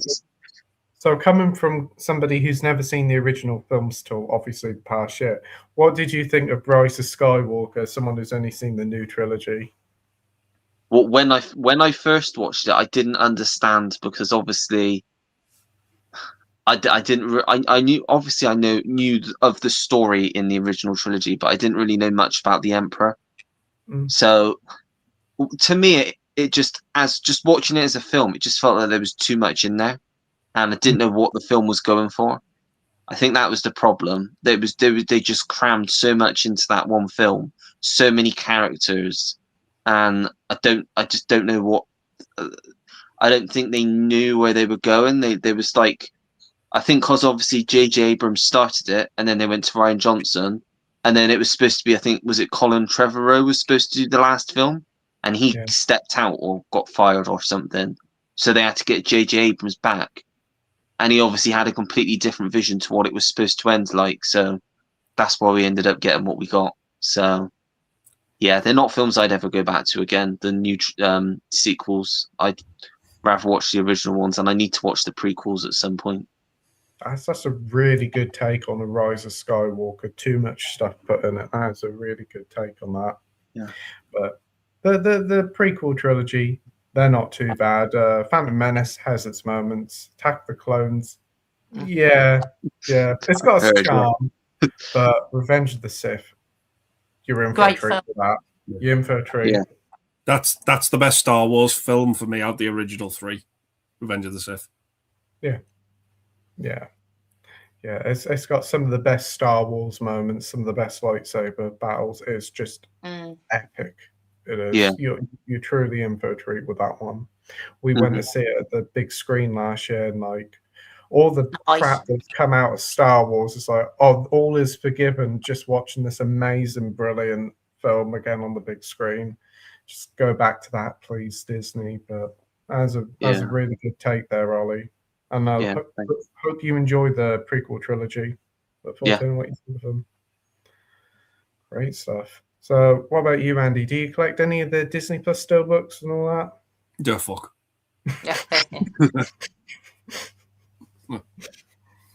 No, in a nutshell, Pete, no. Brilliantly put. Could have done it better myself. What about you, Scott? Nah, not at all. Yeah. Great stuff. Right. Mac Chat says, I want to see these pictures, but I also don't want to see them. Texas beef curtains, mascara, leather gash. Yeah, I think it's best you don't see them, to be fair. Maximus Thickus. Yeah, definitely Texas beef curtains. Yeah. Leather gash. Yeah. More like hairy gash. Ugh. Oh. Dear me. They certainly lived a rough life. Oh, dear me. They should have registered as weapons. It doesn't happen when Nige is on the stream. It's only when he's I know. watching us going, here you go. Yeah. It's probably the fact that he goes and searches for these images. Yeah. I think he's got them all on fucking standby. Yeah. Yeah. He's just got a pile of them to show you when you're live. Does he do it when you're on Ollie's stream? No. Oh, I don't tell him when I go on other streams. Yeah, it's For that reason. Oh dear. We got Jamie here. Good evening, Jamie. Hey, Jamie. Evening. Hope you're well. Who would you cast in a remake of your favorite film of all time if they ever decide to do so or have already? So, who would you get to recast in a remake of your favorite film?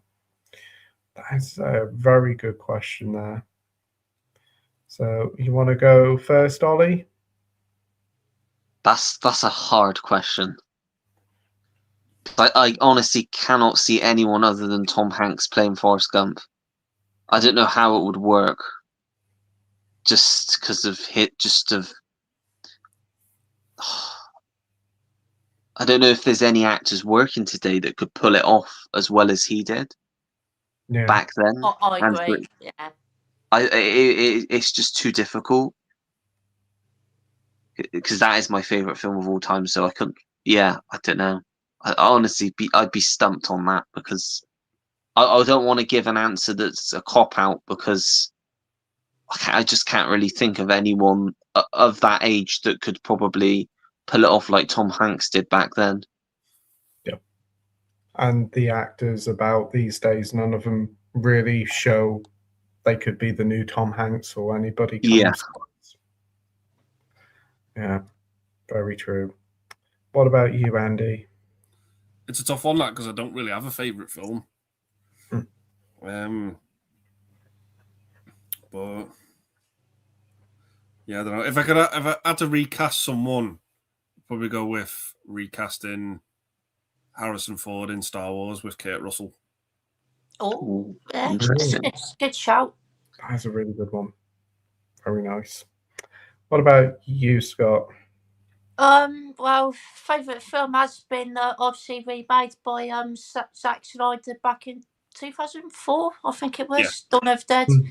Yeah, tried watching it actually when I was younger because I was actually really excited to watch a remake and I really struggled to get through it. But I might need to give it another go because I know most people love the remake, but yeah, it just didn't do anything for me at all, unfortunately. So yeah, quite a tough answer for me, that one. Yeah. Oh, it's a shame that you didn't like the remake. I know I watched it for the first time, was it last year? And I was like, this isn't too bad. It's really good. It kind of has same beats as the original, but it does its own thing. Yeah, I don't know. I think it was maybe I just didn't like the characters. Just wanted to watch the original all the time, I guess. But I might need to give it at some point. There are some stupid characters. That bloody dumb bitch went running after that dog, even though the dog's known to be the zombies don't care about the dog. Oh, run after the dog. One of the most stupidest decisions in film's history. Oh. I can't even remember that scene that well, to be honest. It was years ago when I tried watching it. As for me, it's Dirty Harry, and yeah, they could never remake that today. And there isn't an actor who could pull off the stature or the delivery that Clint Eastwood did as Dirty Harry. Dirty Harry's one of the coolest movie characters of all time, and we haven't got an actor like that available now. And even if they did, they just wouldn't be able to capture that film at all. I think, Agree. yeah. I think with like all these old classic films, no actor today can recapture how great these older actors were. Nah. Yeah. We've got Oracle here saying, can't stay on too long, guys. I'm about ready to start work, but I hope everybody's doing great here in the live stream and in the chat here. No worries, Oracle. Hope everything goes okay when you go to work. Stay safe in that, and speak to you soon, mate. Actually, the one from Arrow is Madman from 81. The one I'm on about is I'm Madman 89. It's a dark slasher with a noir atmosphere. Ooh. Nice. Oh, well, yeah, I'll definitely check that out. Yeah, Yeah, you've sold me I'll on give it. it a go. Yeah, that sounds really cool. We've got Nige here. Hey, Nige. Hey, Nigel. Hey, Nige, you bastard. Yeah. Marvel fan says, I understand this might be a stupid question, but what movies rumored to be released in 2026? I don't know. What are you talking physically, or films that are being made to come out in cinemas? I think he meant on 4K. I think he corrected himself a bit when he said, like, what right. you think would be come out on 4K. I know. You heard any ones that are rumored to come out this year, Andy? Ooh. I don't know. Lethal. Without sounding like a broken record, the Lethal Weapon movies and the Dirty Harry sequels. Just. I think it's mostly just educated guesses on what I've released, what's still yet to come, and just like with the deals going on with Arrow. I'm sure we're going to get a 4K of the Ghastly ones. I know quite a lot of people. Yeah, that's day one purchase that. Oh, yeah. So I demand that one. Yeah, I've heard that Arrow and Second Sight are fighting over who's going to have it. I think they'd be fighting over who doesn't want it. Yeah. I think from what I've heard that Arrow wants to give you a scratch and sniff card of his breath or whatever his name. Colin's breath. Smells like a bucket of fish heads left out in the sun. Need to watch this film. I'll tell you what, I wouldn't say no to Arrow 4Ks of the two Ace Ventura films if they ever did them. Oh yeah, they did release the two of them on Blu-ray, didn't they? Arrow Academy, Arrow Academy, right? Okay.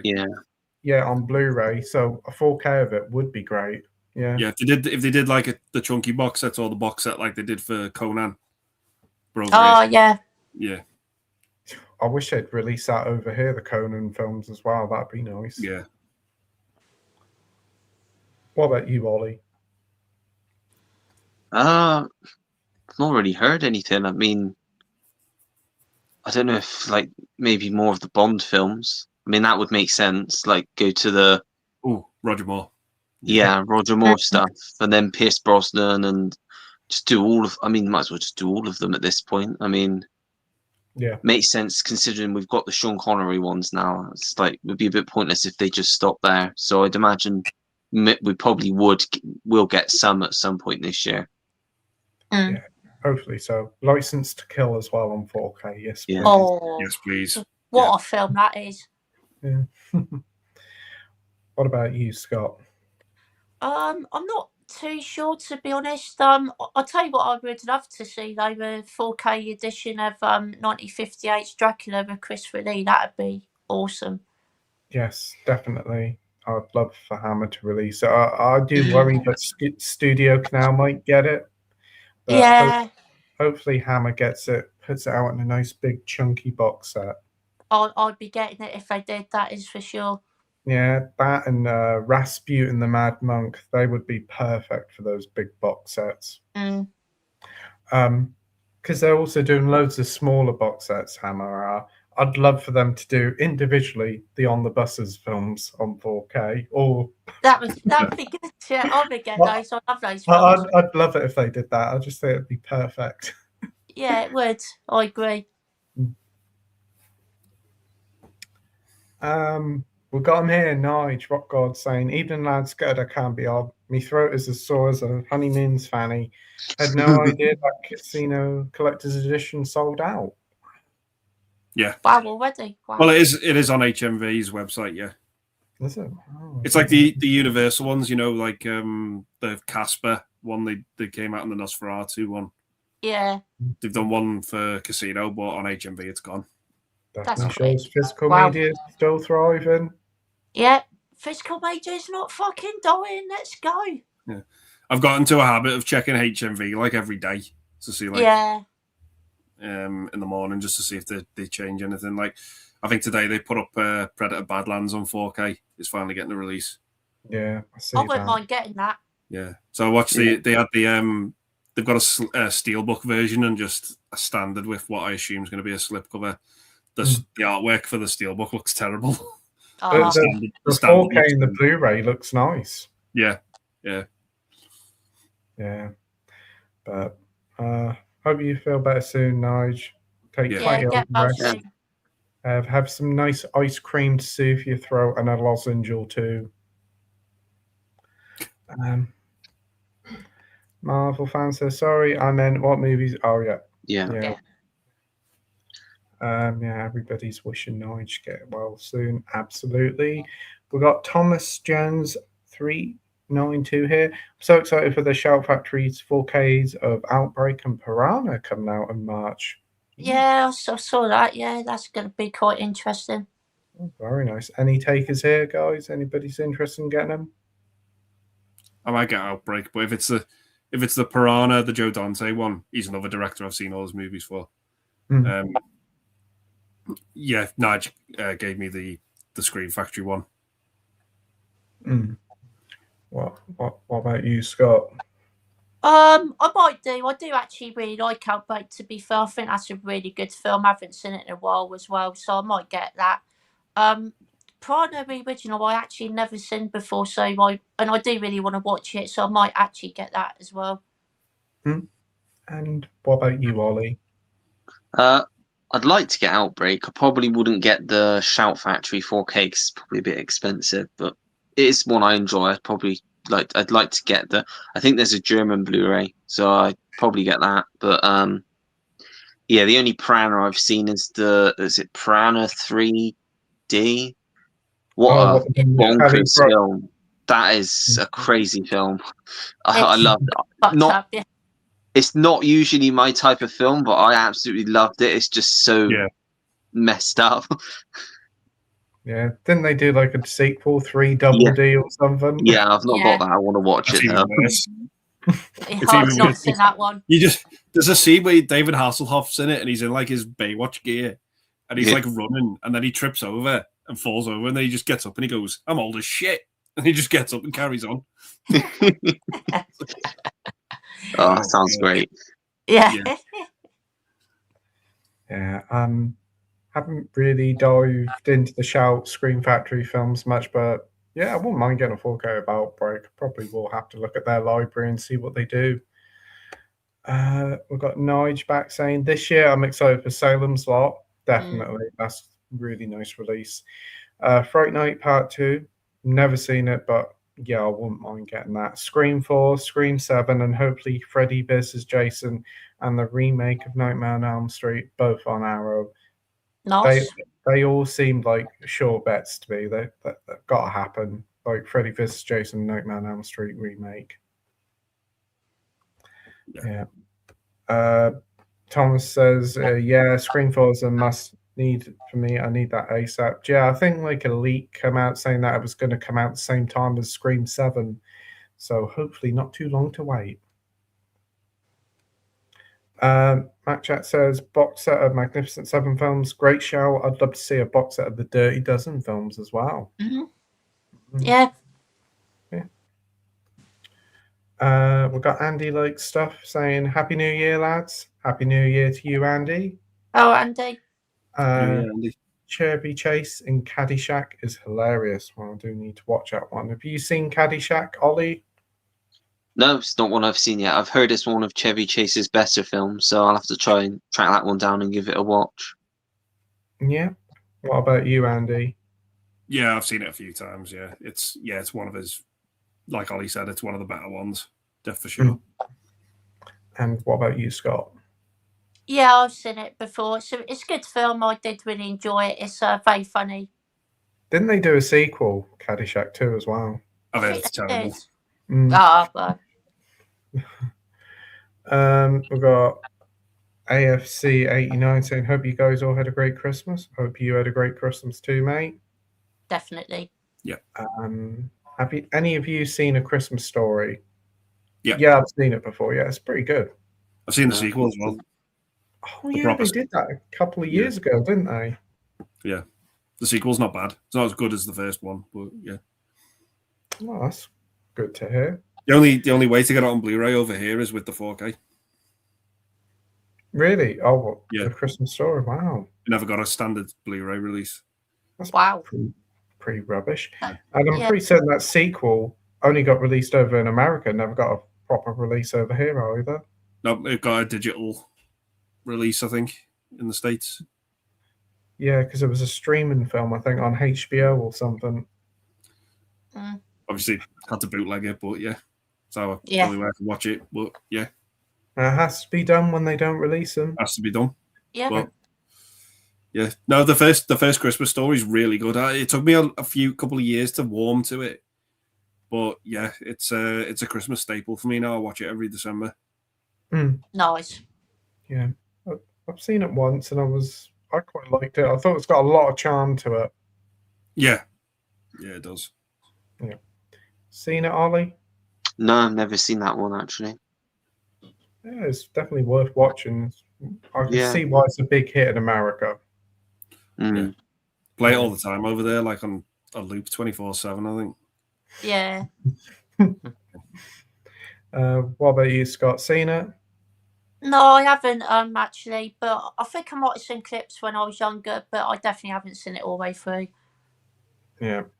He's saying, like, Happy New Year, lads. Hope you all had a great Christmas. Great film, not so well known in this country as it is in the States. Yeah. And we have Matt Chat saying, Teen Agent. I saw that in cinema when I was like 9. Wow. I'll see it in the cinema. Wow. Nice. Awesome. Also, have any of you seen the 3 Poltergeist movies in the 80s? Seen a bit of the first one. I haven't seen any of the other ones. What about you, Ollie? You seen them? I've seen the first one. That's great. But I've not seen either of the sequels. What about you, Andy? Yeah, I've seen the 3 of them. I like the first 2. I don't like the third one. It's got some horrendous acting in it. Oh dear. The second one's got its problems, but yeah, Kane in it is amazing. He's just one of the scariest characters to come out of the 80s, in my opinion. And what about you, Scott? Still only seen the first one, but I absolutely love it and definitely want to give the other 2 a go at some point. Yep. Awesome. We've got Mac Chats here saying, I've been waiting for Warner's to bring out Ralph Bakski's Hey Good Looking for the last 15 years. I'd love to see Vinegar Syndrome bring out. Warner Archives don't seem to be asked. Yeah. I've never heard of that one. Any of you guys seen that? No. No, I've not seen it, no. I've only seen his version of Lord of the Rings. I haven't seen anything else he's done. Yeah, I've heard that's not too bad. Yeah, it's pretty good. We've got Mac Chats here saying Thor the Dark World is not a bad film. It's much better than 95% of what Marvel's done in the last 5 years. I do agree. Thor Love and Blunder is neck and neck with the Marvels as the worst film in that run. Total cock. Yeah. Can't This can't agree more. Though Ant-Man and the Wasp: Quantum Mania is freaking dreadful as well. Oh, with Modoc. Jesus, that's bad CGI. I'm one of the few people that actually likes that movie. Power to you. Glad you enjoy it. Glad to hear you enjoy it. I really do apologize, but I don't get the hate for that movie. Well, I'm glad that you enjoy it. It's really good to hear that you enjoy it. I mean, I like the Eternals. You was in Hornet. We all like different things. We all like different things. Yeah, great thing. I mean, that's good to hear that you like it. The only two I haven't seen is the Marvels and is it Wakanda Forever. I was just not too fussed about that. Yeah. Black Panther without Black Panther. Yeah. The movie. It tries to do what it can with what the hand it's been dealt. It just tries. Felt unnecessary to me. Felt like they didn't need to do it. Yeah. I think I heard that it was like nearly 3 hours long, and I was like, no thanks. Wow, really that long? I didn't realise. Well, like the Black Panther mantle doesn't really get picked up until the very end. Yeah. So there's no Black Panther in the movie, essentially. Yeah. I mean, obviously, I got a huge uphill task to do, and as you said, they did the best that they could with it. I think, like, probably it's best they just left it with the one Black Panther film. I mean, Chadwick Boseman was fantastic in the role and had a great introduction in Civil War. Yeah. The way as well when the Marvel credits open to Black Panther: Wakanda Forever are absolutely amazing. It's just it's all Chadwick Boseman. Oh, that's good. When they show the Marvel logo, like they normally do, it's just all Chadwick Boseman, and it's silent as well. There's just no sound. That's nice. Slipknot fan says need to see Teen Agent. Sounds like James Bond Jr. Yeah, I do need to see it myself. It's daft. It's not perfect. It's daft, cheesy 90s fun, but it's well worth a watch. Yeah. Alan said, to be honest, that voice message from Nige is the most intelligent thing I've heard him say. Oh, dear.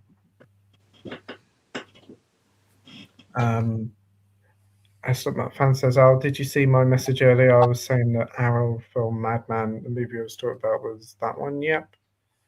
A lot of chat between people. Mac Chat says, sad news for any fans of strongman competitions. Pa O'Dyer passed away. Shocking, he was only 40. Oh, dear. Yeah, I saw that. I saw the funeral footage today. Yeah. Oh, that's very sad news. No age at all. Very sad. We got Movie Maniac saying she's batshit. The guy's got lucky. What that's about. Matt Chat says, Jesus, Nige, put your socks must be full of scutter after emptying that amount of the septic tank. I think me internet's cutting out here because of it. Oh, dear. And that's just a tame one for him. That fart sounded like the old dial-up thing. Yeah. Yeah. Oh, dear. So we got Francis here saying, greetings, y'all. My name's Francis Joe. I'm a new subscriber. Oh, thanks ever so much, Francis, and thanks for joining. And to do chat, much appreciated to a good buddy of mine, Slipknot fan. What's the topic of today? Oh, we'll just talk about movies, whatever you'd like to talk about. But thanks ever so much for joining and being part of the stream, Francis. Hope we see more of you in the future. Definitely. We have the one and only Minhal Jewel here saying, oh, hello, fellas. How's life? Anyway, hope life's treating us well with all the physical media that we could possibly want. I hope you're doing well, Minhal, you mate, and I hope you had a nice Christmas and New Year. Nice to see you here. We've got Francis saying, what's up, Madhu? Lady Francis. And I watched Silent Night 2012, and he says a remake, but not over Christmas. Really entertaining, and the killers are mental. Anyone else seen it and thoughts? Cheers. No, I haven't seen that one. You seen it, Andy? Not the 2012 one, no. No. Anyone else seen the 2012 Silent Night? No, No. I've heard of it. I keep thinking of the John Woo one. There was one called Silent Night he did, wasn't Was it, it? a few years ago? I'm Mm, not sure. yeah. I'm not sure. Joel Kinnaman, I Joel think. Kinnaman, yeah. The Christmas one, yeah. Yeah. Happy New Year to Playtendoguy 2026. Let's go. Happy New Year to you too, Francis. And Minhaj is saying Happy New Year. Same to you, mate. Happy We've New got Year. Jordan here from Movie Worm. Hey, mate. Hi, lads. Currently going through all the Ramis films before Send Help. What are your top 3 Raimi films? Oh, he's going through all the Raimi films. Oh, Cool. What are the top 3 Raimi films? That's a really good question. Is it just lazy to say the three Evil Dead films? yes. I got my top 3. What are they, Andy? He's another director that I've seen all his films of as well. But yeah, for third place, Evil Dead 2, second place, Spider-Man 2, and first place, A Simple Plan. Oh yeah, I still need to see A Simple Plan. Yeah, I know you're Yeah, big. so Nice. I'd probably say Evil Dead 2, Army of Darkness, then Spider-Man 2. I bloody love Army of Darkness. What about you, Ollie? At number 3, I'd probably go with The Gift. Ooh, So I think that's quite underrated. Then number 2, I'd go Spider-Man 2. And then 1, I'd go Army of Darkness. I don't know what it is about that film. I just love it. great stuff. Brilliant. What about you, Scott? number 3, Original Evil Dead. Absolutely love it. It's a classic. Number 2, actually no, sorry. Number 3, Spider-Man 2. Number 2, Evil Dead. Sorry. And number 1, I'm going with Evil Dead 2 because I think that film's just absolutely fantastic. I do want to give a quick shout out to Quick and the Dead though because I think that's a really good western. Yeah, that's amazing. I do. Yeah, really good film. Yeah. I do want to see that. Didn't that get a 4K release like last year as well? Yeah. I think it did. Yeah. Oh. Just a bog standard one though. Yeah, I'll have to give that a watch. Yeah, top film. Nice. Great casting as well. Isn't Gene Hackman in it? Yeah. Gene Hackman, Russell Crowe, Sharon Stone, Leonardo DiCaprio. Wow. Lance Hendrickson's in it. I think Keith David's in it as well. I think he is. Yeah. Wow, that's a really good cast. The cast is insane. But yeah. It is pretty much like a Western battle royale kind of thing. Like it's a tournament movie. But yeah. What year did that come out in? 90s? 95, 96? Wow. 95 or 96. I can't remember which year. One of those two. Mid-90s. Yeah. It's a great film. I quite like Darkman as well with Liam Neeson. Yeah, it's a lot of fun. Oh, I need to see that one. Yeah, I've heard that's good. Yeah. Adam says some underrated, forgotten films I've only seen on DVD have included The Night Before in '88 with Keanu Reeves, Camp Nowhere from '94 with Christopher Lloyd, Ghost Chase from '87, and Don't Hang Up from 2016. I think the only one I've heard of that is Don't Hang Up, but I haven't seen it. I haven't seen any of them. What about you, Andy? I've seen The Night Before with Keanu Reeves, and I've seen Camp Nowhere.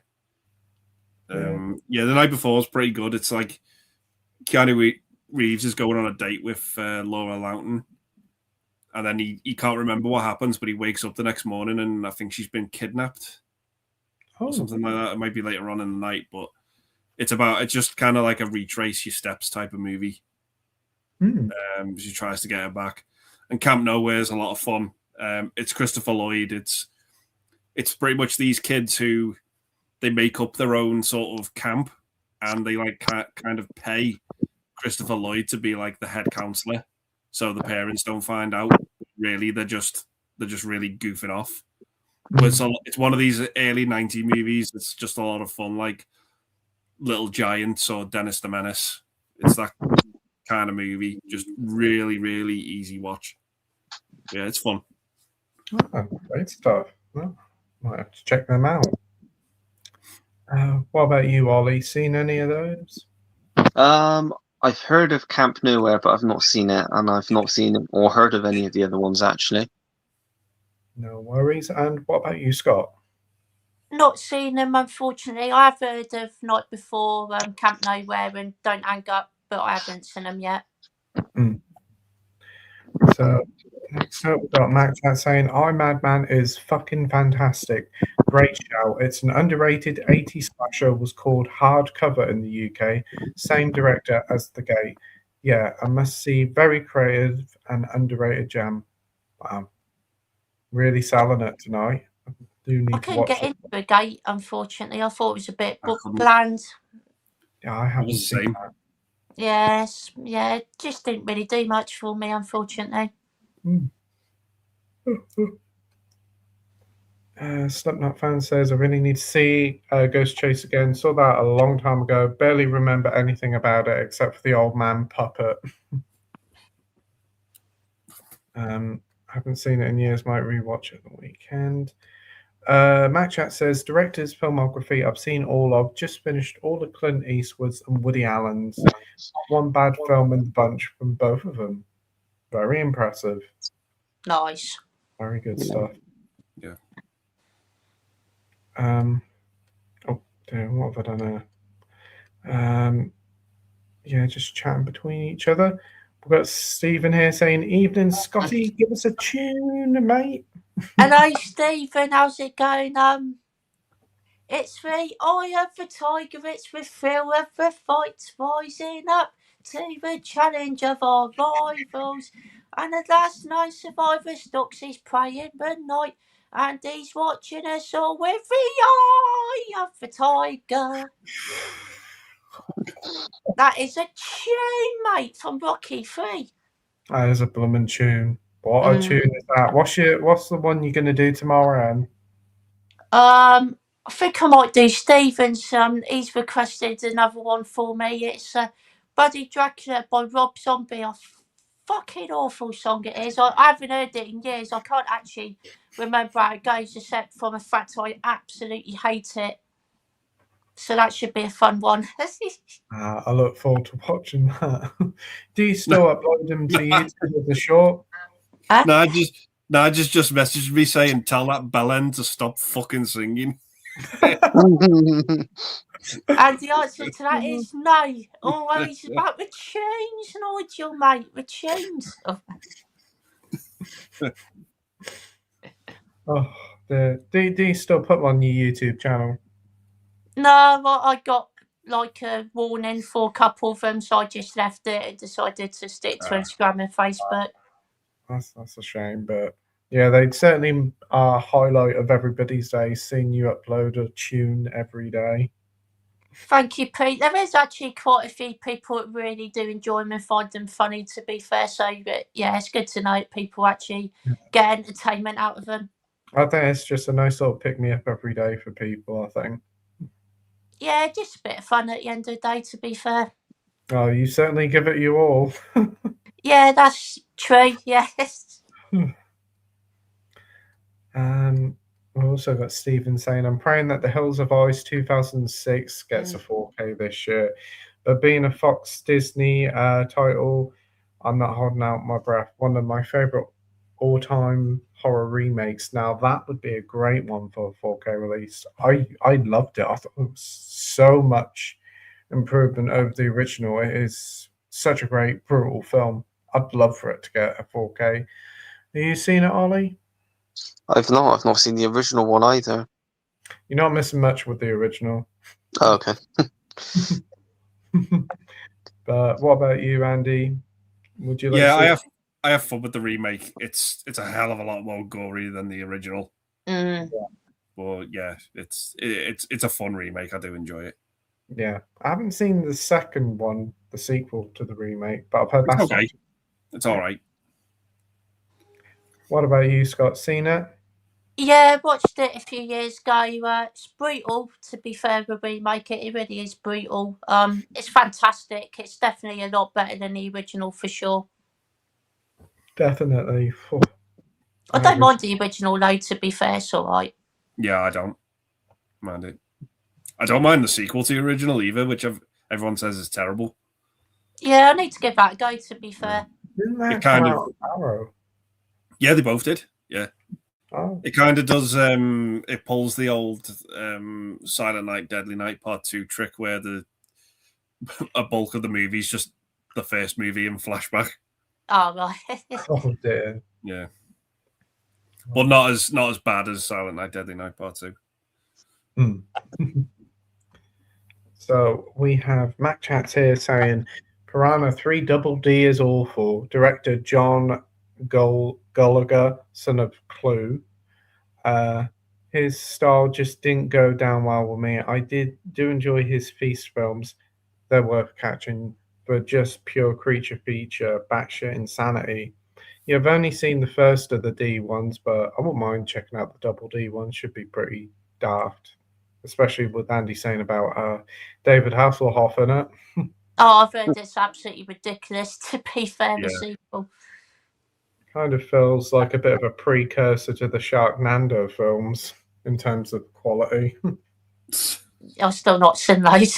Sharknado. Yeah, it's a Sharknado. Sharknadoes, yay.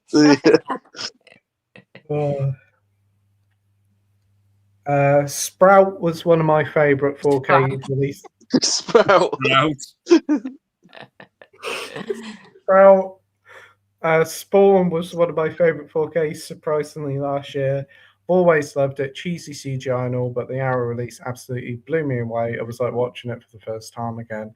Yeah, I didn't pick that one up, but I wouldn't mind checking it out. I haven't seen the film before, but I've heard it's definitely one of those like 90s mixed bags. But yeah, I've heard that the release is very good and it sold very well. If I do find it, I probably will pick it up because I do like the character of Spawn. I think isn't John Leguizamo in it as well? Yeah, Spawn. he's unrecognizable in it, but yeah, he is. Yeah, I think I've seen a clip of him. He's like all in blue, isn't he? Yeah, he's like the clown villain. I can't remember what he's called though. Yeah. So, what do you think of Spawn and Andy? Not awful, but not great either. Just bang average. Yeah. You got the 4K of it? Yeah. Very nice. What about you, Ollie? Have you seen Spawn? I've not. It's not one I've actually seen before. It's one that's always interested me, but I've just never gotten around to seeing it. Yeah, I think the character is really interesting. So that's why I've always wanted to watch the film. Yeah. What about you, Scott? What's your thoughts on Sprout Spawn? Oh, I've not seen not Sprout or Spawn, to be fair. Sprawn. Spawn, for fuck's sake. Brussels spawns. Brussels sprouts. But yeah, no, I've not seen Spawn in all honesty, but I might give it a go at some point. Yeah. Oh, well, I hope you enjoy it when you get round to it, Scott. Cheers, Pete. We've got Mac Chats here saying Caddyshack is great. The only time Chevy Chase and Bill Murray have been in a film together, so it's worth it alone. Rewatched Caddyshack 2 last week. Honestly, not as bad as its reputation. So you enjoyed it. That's good to hear. But yeah, I do want to check out that first one. It's golf, isn't it? The whole point. Yeah. Yeah. And yeah, it's fun. You liked it, Scott? Yeah, first one's good. Awesome. And do you like it, Andy? Yeah. Yep. Not seen it, Ollie? Or have you seen it? No, not seen it yet. No. Stevens also mentioned Dark City was another banger. Absolutely love the film, and Arrow did an absolutely fantastic release for it. Hoping for more 90s New Line films this year. Nothing to lose. Money talks. Most wanted. Yeah, Arrow would be doing great if they released some more New Line stuff, and obviously they are with Mortal Kombat. But that Dark City release, that sold out really quick. That limited edition did. I wouldn't mind picking it up. I haven't seen the film, but isn't it something like something similar to The Matrix? A lot of people compare it to that. It's probably better than The Matrix. Wow. It's a really good film, Dark City, to be fair, yeah. Yeah. I enjoy it more than The Matrix. Maybe better is not the right word, but yeah, I enjoy it more than The Matrix. I think I agree with that, to be fair. Yeah, it's a good shout. I've got to check this one out. On the next Arrow sale, I'll definitely pick up Dark City. What about you, Ollie? Have you seen it? I've not. No, another one that's always interested me. I've just because the Blu-ray was like out of print for so long, and I've not got the Arrow one yet. So again, probably like you, when there's a sale, I'll probably try and pick it up. Yeah, it's good to hear that the 4K picture quality is great. So, yeah, nothing to lose. Money talks and most wanted sound like great choices to come out on Arrow. We've got Kill Shill here saying, Happy New Year, lads. I have to watch this on catch up as I had no idea this bad boy was on tonight. No worries, mate. Thanks for joining. Great to see you here. And Happy New Year to you as well, mate. We've got Kill Shill saying, one for Andy. You happy with that Disney set? All 65 films? It's on my Zavvi wish list and close to pulling the trigger. Appreciate your thoughts. Yeah, I've got it here. Hang on.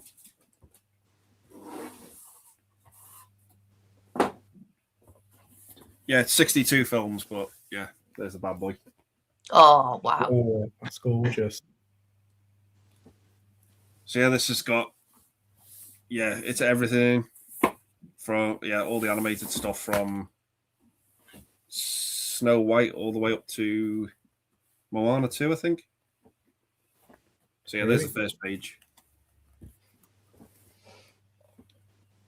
The old posters as well. Gorgeous. Yeah, it's a nice looking set. There's everything. The new and the old original posters. Nice. They put in. It also comes with an encyclopedia which has a list of every Disney film, including the live action ones. Oh, wow. So, like some of them I haven't even heard of. But yeah, the set is just, yeah, it's immaculate. It's stunning.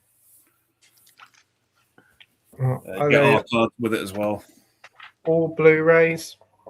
Yeah, everything's on Blu-ray. There's the book you get with it. Oh, that's great. There's Olaf on the back. Nice. So yeah, it is really nice.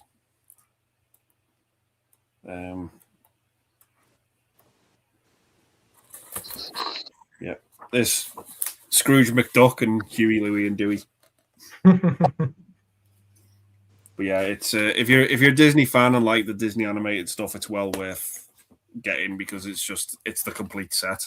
Like you don't have to worry about tracking them all down individually, and yeah, it's a really nice, neat box set, and the extras in it are really nice with the book and all that. Yeah, I think it'll go nice with the Clint Eastwood one. Yeah, it looks very similar, like same size, isn't it? Yeah. Yeah, it does the job. How much is it? It's about £300. Yeah. But yeah, Lovely set, though. It does come with a slip cover as well, which I've taken off. But yeah, there's the slip cover for it. Oh, the same. And then there's a list of all the films on the back. You think about it, if you bought the film separately on Blu-ray, that would be around about that price, if not more. Like I've got the set, and I've got three of the movies in here on 4K as well separately. Weird. Very nice set. Yeah, it does the job. I've seen them all before, but yeah. Oh, great stuff. Thank you for sharing that, Andy. No problem. Yeah, it's fantastic. It might be my second favourite release of last year, that I think. Ooh. I think what was your first one? I think it might be the imprint Keep. Oh, yeah. I think that might be number one for me. Number three would probably be Dirty Harry, just for the transfer alone. I think number four would probably be the Elm Street set. That was a lovely set. Yeah, but number two would probably be that, just because it's got all the films in, and then number one would be the Keep. Nice. Very good picks. Alan says, we're sad to hear tonight one of my childhood heroes, Kevin Keegan, has been diagnosed with cancer. Yeah. Yeah, I sad. saw that. I saw that before, yeah. Met him at a book signing many years ago, and he was an incredibly kind to everyone. It's incredibly sad news. Very sorry. Yeah. He's a football manager for people who don't follow football, like, but yeah. Yeah, I thought he was something to do with football. Matt Chat says, A Christmas Story is good. Bob Clark had a good run with that. Black Christmas. Children shouldn't play with dead things. Dead of Night. Turk 182 and Porky's Not Gonna Lie. I like Rhinestone too. Wow, what a good selection there. I've seen Rhinestone before. I didn't mind it either. Not I great. need to see it. I need to check it out because it's Stallone, isn't it? And, Yeah. yeah. Yeah. That's the only one I've seen out of them ones, bar like a Christmas Story. You've seen them all, Andy, bar Rhinestone? No, I've seen A Christmas Story, Black Christmas, Turk 182, and Porky's. They're the only 4 I've seen. I enjoyed Turk 182 the first time I saw it, but then I watched it again and I was like, yeah, it's not good. No. I do want to check out Porky's. That looks like a lot of fun.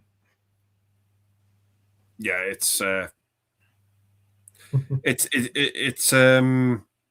doesn't touch Revenge of the Nerds in my opinion. I love Revenge of the Nerds, and Revenge of the Nerds shits all over Porky's. Well, that's just my take. Well, then both them sort of ones I want to check out. They both look a lot entertaining. I don't love Porky's like as much as I want. I've been disappointed with it, but yeah, I think it's just because I love Revenge of the Nerds so much. Yeah, I love that film. Yeah. I do need to check them out. What about you, Ollie? Have you seen all these films or any of these films here? No, I've not actually seen any of those ones. Just need to check some of them out. No worries, mate. What about you, Scott? I've seen Black Christmas and Porky's. Black Christmas actually first time watched me last year. Really liked it. Yeah, thought it was great. Christmas horror film. Porky's I'm not actually a fan of, unfortunately. I just couldn't get into that one. Awesome, no worries there. Great stuff. So Stephen says some of my standout cinema visits this year were Weapons and 4DX. Wow. Aliens re-release. Take my boy to see Jaws for the first time in 4DX. Wow. Amazing. Back to the Future 4DX. The Shining in IMAX and the Kill Bill Whole Bloody Affair. They are some amazing cinema trips there, mate. Awesome. Remember him saying about Back to the Future 4DX. That's the way to watch it. That's cool. Yeah.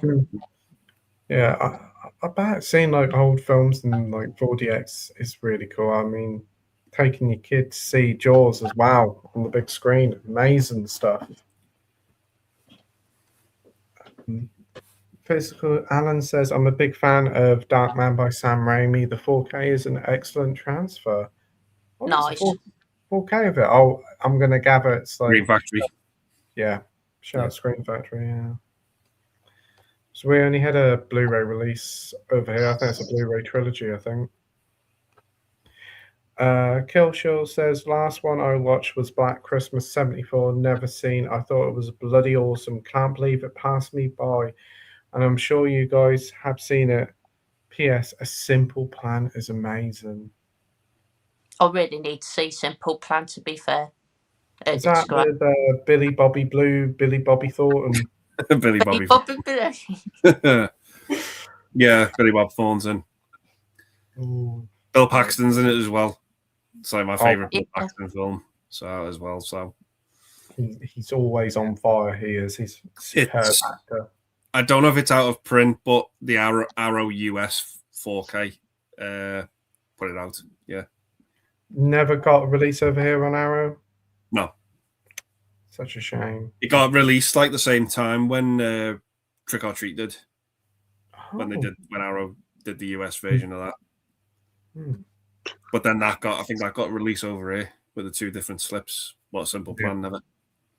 Yeah, maybe it'll come over here this year. You never know. They seem to release them sporadically. Stephen got the boxing because of Eye of the Tiger. Oh yeah. The Night Before with Keanu Reeves is a fun 80s teen flick. Ooh. Nice. And Matt Chat says, yeah, both Hills of Ice sequels get a bad rap, and they're both pretty good. The 80s one is a better than average slasher, even though it has a dog flashback scene, and the 2000s one is gory as fuck. A dog flashback scene? What? Yes. Yeah, the dog has a flashback in it. I need to Wow. see this. Yeah, Wes Craven knew he was making a bad film. He was just he had no money at the time, so he was like, "I'm just going to make a dirt cheap sequel to a popular film and just see what happens." So that's what he did. Fair play to him. We've got Stephen here saying, I'm with Andy and Scott. Dark City, I think, is a better film than The Matrix. They even used some of the same sets. They definitely took liberties from Dark City. There's stuff on YouTube about it. Wow. Did Dark City come out like a year or two before Matrix, Anne? I think it so. was a year. I think 98. Dark City was in 98, yeah, and Yeah. Matrix was 99, yeah. Wow. I think Dark City is definitely really underrated compared to Matrix, so that is for sure. Yeah. Yeah, I don't mind The Matrix, but it's definitely very overrated. It's just really remembered for bullet time more than anything. Right. Killshaw says, thanks, Andy. Ordered it. The kids will love it, as I will. Good man. Thank you. Welcome. Hope you enjoy it. Oh, great stuff, mate. Sounds like you're going to have a blast with that set.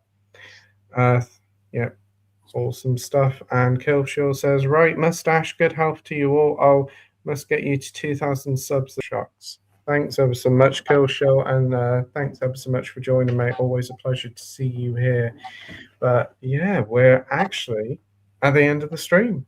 We are. Oh, wow. Well, yeah, 3 and a bit hours, so a nice little short one for us for a change. Yeah. But yeah, so 22 people watching, and thanks ever so much to everybody watching tonight. It's been a lot of fun. So thanks as always to Andy and Scott for joining. Cheers, Pete. Yeah, cheers, Pete. Really enjoyed it. Thanks ever so much to Mike for joining later on. And thanks ever so much to Ollie for joining. First time on the channel. An absolute blast chatting to you, mate. Yeah, thank you. It's been great to be on and to chat to you and to Scott for the first time, and Mike as well. Yeah, nice stream. Speak to you for first time, Ollie, definitely. Yeah. We've got Stephen saying, thanks, boys. Thanks ever so much. Cheers, Stephen. You got Born in the 70s Gaming here saying, hey there, mate. All right, mate. Yep. So be sure to subscribe to everybody. The links are in the description down below. Adam saying, thanks for a great stream, Pete and all. Take care all. And you take care too, mate. You too, Adam. See you, Adam. Yeah, so we'll probably be back for another stream in a couple of weeks' time, but I'll be sure to put out all information in due course. But you have a great time, great rest of the week, everybody, and see you all soon. Take care, everyone, and until next time, bye. Bye. Bye.